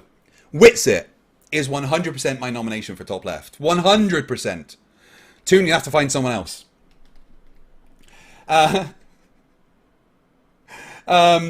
Stringer News 1 for $2. Somebody reset the stuck Flerf. Yeah, they've got a button on the back of their head. Fogger Parrish Pakashi, $2. For Venti's sake, these Flerfs are projecting so hard. I know. You may have noticed that I wasn't quite as nice today. Done with nice FTFE. Connor Silver for 22 months has been a member, says Shane is now actively admitting that he will mute any Glober for speaking apart from FTFE. The bias of Flerfs is amazing. Well, to be fair to Shane, he's trying to keep it as just me against the Flerfs. I mean, that's kind of what the show is. I understand if he's muting people that are speaking out of turn, I guess. But, you know, it's a Flerf server. Conor Silverfur for $5 says, even PhD Tony isn't safe from being muted by Shane or the other asses on the server. Flerfs will only debate when they outnumber smart people. Yeah, I don't mind being outnumbered. In fact, I fucking love it. Rachbot for $5 Australian says, Darth Craig destroys them again with unlimited power. I am all the Sith. I mean, ignore the fact that Rey killed Palpatine after that, please. Petermas Prime for $20 Australian. I'm starting to believe that Flerfism is a side effect of blunt force trauma to a certain part of the skull. Maybe some research needs to be done to find the exact point of the cranium that causes this condition. Yeah, it's generally because as babies, their mothers used the soft spot as an ashtray. Alamarju for $5. Nah, they're hypnotized or programmed to answer dumb responses. It's practically a glitch in their head. Maybe it is a matrix and the Flerfs are the glitch in that matrix. Alamarju for another $2. Both exist, weather balloon and satellite. Yes, the existence of satelloons does not disprove the existence of satellites. Siggy Sigwald, $5. It never ceases to amaze me to hear Flerfs trying to talk about relativity when they are not yet close to understanding basic trigonometry, maths, and physics. No, I know. The great thing about Witsit is that he went past not understanding basic physics and maths straight up to not understanding relativity. Which, gave me a chance to learn relativity a bit better. And fucking destroy those idiots. Siggy Sigwald for $10 says 1 second is the time that elapses during 9,192,631,770 cycles of the radiation produced by the transition between two levels of the cesium-133 atom. Yeah, those are words all over their head. String News 1, $5. Flerfs, any photos of flat Earth from from a satellite? Still, no, yeah. Flat Earthers are constantly going, show me a picture of Earth. So we do. And then they go fake. But you know what, Flat Earthers? Just show me one fucking picture of a flat Earth, please. Just one. No? Nah, well, fuck off then. Sparky Boom for $5 New Zealand says, if the Earth is flat, how do seasons work? They don't if the Earth is flat, end of story. David Lee, $9.99, thank you. If they were in a geostationary orbit, they would all have to be over the equator. In geosynchronous orbit, they would just oscillate north and south relative to the ground. Yeah, it was an interesting question that I wasn't quite sure how to answer, but that's fine. David Lee, $1.99, Flerfs don't know a reference frame from a door frame. No. I'm pretty sure that was Weiskopf not understanding reference frames there. And then we got Silkois for $100. That's $100. Thank you very fucking much. Every argument from a flatty is based solely on, I don't understand it, therefore you're wrong. Yes, absolutely right, and thank you very much for the massive support. Draco Paul, $20 Canadian, thank you very much. Flerfers dragging us all into the weeds of relativity, but no direct proof. like going up into space, taking a camera, photographing the whole flat Earth at once, as we should be able to do. And the moon is still one face for everybody, yeah. You know, we went to space and took a photo of the Earth. Why can't you do it, Flerfs? Alamaju for $2. GPS means there are satellites, therefore a globe. Can't have an orbit on a flat plane. Earth is life for $20. Thank you very much, my friend. Can you ask this question to them? If satellites are on balloons, how could a balloon's position be tracked down to the second above Earth? And how would it remain in orbit for years at a time in a fixed position? Yeah, I asked it and they went, oh! Just like that. Stringer News 1, $5. Birds are light, their bones are hollow inside, like your skull, Flerf. Eon Dust for $10 Australian says, just looked up that Ron Hatch guy, don't bother. Just useless patents and writings published on crackpot websites with no peer reviews or nothing. Trust a Flerf to swallow it without question. I mean, the only scientists they ever quote are like fringe scientists, but you know, I'll look it up so I can debunk it. Nathan Bishop for £10, thank you, $10, thank you very much. I'm working on an animation that shows how the day-night cycle would look on a flat Earth versus how it actually looks on the globe Earth. It'll end the pizza world delusion once and for all. I love the optimism, but have you met flat earthers? Eric Wood for $10, thank you very much. God, guys, I've still got so many super chats to go through. What are you playing at? I love you all. Eric Wood says, if the sun is local in an enclosed system, why isn't it hot at higher altitudes? There should be snow and ice on top of mountains. Any flatty care to explain? Yeah, I've asked that question several times. If the sun's up there, then there shouldn't be snow on mountains. That's for fucking sure. Connor Silver for $2. FTFE, we need a soundboard of Flerfs from tonight. Why would you do that to my poor PC? I've got to make a folder. You know, this is why the AI uprising will happen. Alamarju for $2. They changed the topic. How is Sataloon there all day? That's what they do. They change the topic so they don't have to answer what is being asked. Folka Pership Akashi for $5. The atmosphere can also expand, causing extra drag. Is that another $100? Oh my god, DFE. I don't know what to say with the amount of support I'm getting tonight, guys. Yeah, the atmosphere can also expand, causing extra drag. That's why Skylab fell from orbit early, and the Russians were amazed that Skylab had no thrusters. Yeah, shit happens in space. You have to correct for it. And this might be the highest amount of super chats I've ever had. I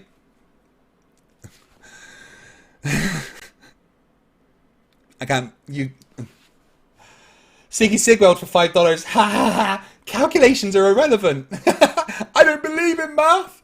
I died, yeah, me too. Well, a little bit of me died inside, that's for sure. Trying to argue about, like, maths, but doesn't want to use maths. It's fucking amazing. Design Song 1 for $10 for exposing flat earthers as mathematicians. Legend, thank you very much. Hassan Nawitz for £5 says, ask them to predict the next eclipse using their model heliocentric can years in advance. Insist on the question, make sure they don't duck it. Next time, I'll try that one. Edward J. Peters for $2 says, FTFE subs versus Flerf Discord. Make it happen. That would be the ultimate dumpster fire. Like, it would just burn the planet down. I'm getting a little bit emotional with how much support you guys have given me. Thank you. I've still got a bunch of super chats to read, but I just can't. I can't believe the support. It's absolutely mind blowing. I don't know what to say. I genuinely don't know what to say. Thank you. Alamarju for $2 says, haha, now they're disagreeing to one another. Oh my fucking god! What's going on here? That's another $100 I can't. Oh my, I don't know what to say. Darth Jar Jar for $5 says, what if Earth had an upside down dome below it and the Earth plane was spread across a regular dome on top of the upside down dome? Yeah, I don't know what that guy was going on about. What are you guys doing to me? Oh my god, stop it! DFE, excellent flat earth debunker. Please check him out. $5. Flat earthers don't do the math in relativity, which is why they will never understand relativity. Relativity is a mathematical framework, and I can now do the maths. Oh my god. So Stringer News 1 for $2. These are not the gaslights you're looking for. Yeah, they can gaslight as much as you want, but not gonna fucking happen. I can't. I don't know what to say, guys. Honestly, I've never seen a super chat number that high. Connell Silverfur for $10 says, Flerfs, when you can't out-argue, overspeak. When you can't overspeak, cherry-pick. When you can't cherry-pick, strawman. When you can't strawman, gaslight. Flerfs all follow the same modus operandi. Yeah. And they've got the rules of Flerfs, which MC Toon can tell you all about. And Connell Silverfur can gift in memberships as... Adria Bell for $5 Australian says, I would like to hear more from the cats. They definitely seem more intelligent. I've got 4 cats. I've got Esmeralda and Cookie, 2 very old ladies. Oh, neither of them are in here. Oh, Esme's down there. Esme, come here. Oh, Esmeralda and Cookie, they're both 17 years old. Then we got Frisbee, who's like 2, and Dave, who's like 1. Just look at Dave, guys. Look at Dave! Isn't he bloody gorgeous? I love the boy. Draco Paul, $5 Canadian says, if these guys could be in the reference frame of the satellite, they would stop arguing for a flat Earth. Yeah. So, flat Earthers say to me, Globe Earthers say to me, oh, we should send flat Earthers to space. But that's not fair. I want to go to space. Why should they fucking get it? And you're still sending me super chats. I actually don't know what to say. Stringer News 1, $50. Merry Christmas and a happy new electric bill. Thank you very much. Guys, Stringer News 1, you know how much I love you with the support you've given. Connell Silver for $5. No other reason for this except to say Merry Christmas, FTFE. Thank you for another year of Flerf debunking. Merry Christmas to you and to everyone watching. Seriously, I hope you have an amazing time with your families. Megan Santanas, who is obviously a Satanist, been a member for 26 months, says, Merry Krampus and Hail Santa. Absolutely. Stringer News 1, another $10. Thank you very much. Craig, good luck in your transition to being Eileen. No, I'm getting an amputation. It's not how that works. Star Sapphire, Tomato Chan for $2 just to keep you here longer. Oh, and love you, bloke. I love you too, my friend. I'm never going to finish reading these. Pat in the chat for $10. If you haven't already, check out Finding Your Feet. It's a Scotland-based support group for amputees. I wish you and your family nothing but the best. We're pulling for you. Love you, bud. Thank you. It's going to be a hard time. I don't know what's going to happen with the channel when I'm going through the amputation. I'm going to try and still do things. I don't know what this is going to bring, guys, and it's scaring me. The support and love of you guys is helping me, so thank you. Eileen, thank you. I get it now, Stringer. 2A HD Cat for $2 says, Merry Mirthmas Craigie. Thank you very much, my friend. Same to you. Lord, it's proving time. 666. $100. What are you... I suffer chronic pain and I'm on drugs constantly, so sorry yours is that extreme. I hope this helps a tiny bit at least. I mean... The support does. It really does. Thank you. I don't know what to say. Thank you so much. I honestly don't know how to express my gratitude for this.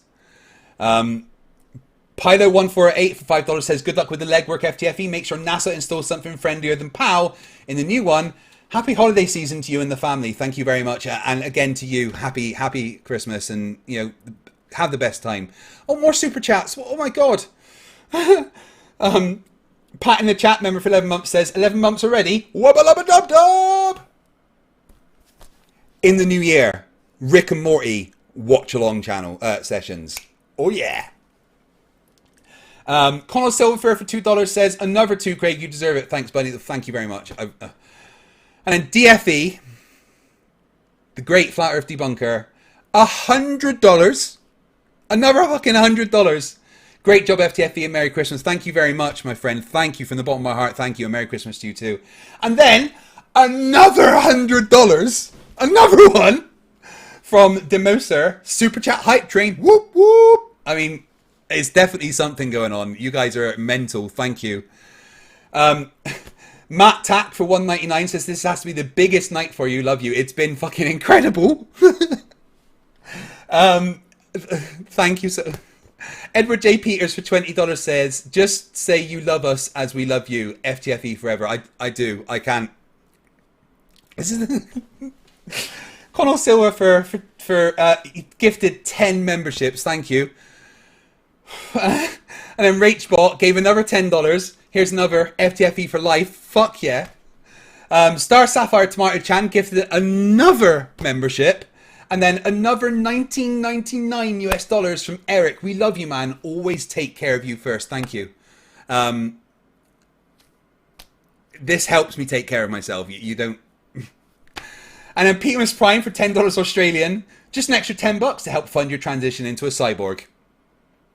I think I'm going to full Android. What do you reckon? And Connor Silver, the last super chat, thank you, says for $2, we're all mental like foxes, Craig. Yes, you are. Wow. I genuinely don't know what to say. Yes, Tony, I'm still going because they keep sending me super chats, so I can't stop. But I reached the end. I did it. I beat you. Thank you. Honestly, thank you from the bottom of my heart for the support. This has been a fantastic stream. I got a chance to test my relativity new knowledge without Witsit being there. Hopefully next time he'll be there and I can destroy him. You are all amazing. Look out for a new debate short in the next couple of days. And before Christmas, hopefully 2 episodes of Flerfs Are Idiots. I'm working hard. I love you all. More than you know. Thank you for the support. And remember, stupidity is not a right. Merry Christmas and fight the flat earth. Fight the flat, fight the flat, fight the flat, fight the flat, fight the flat, fight the flat,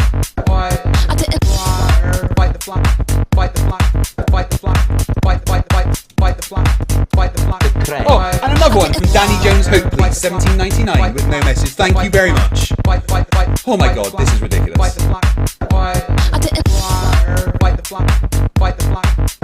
Thank you everyone for an amazing stream. I'll see you all soon. Take care.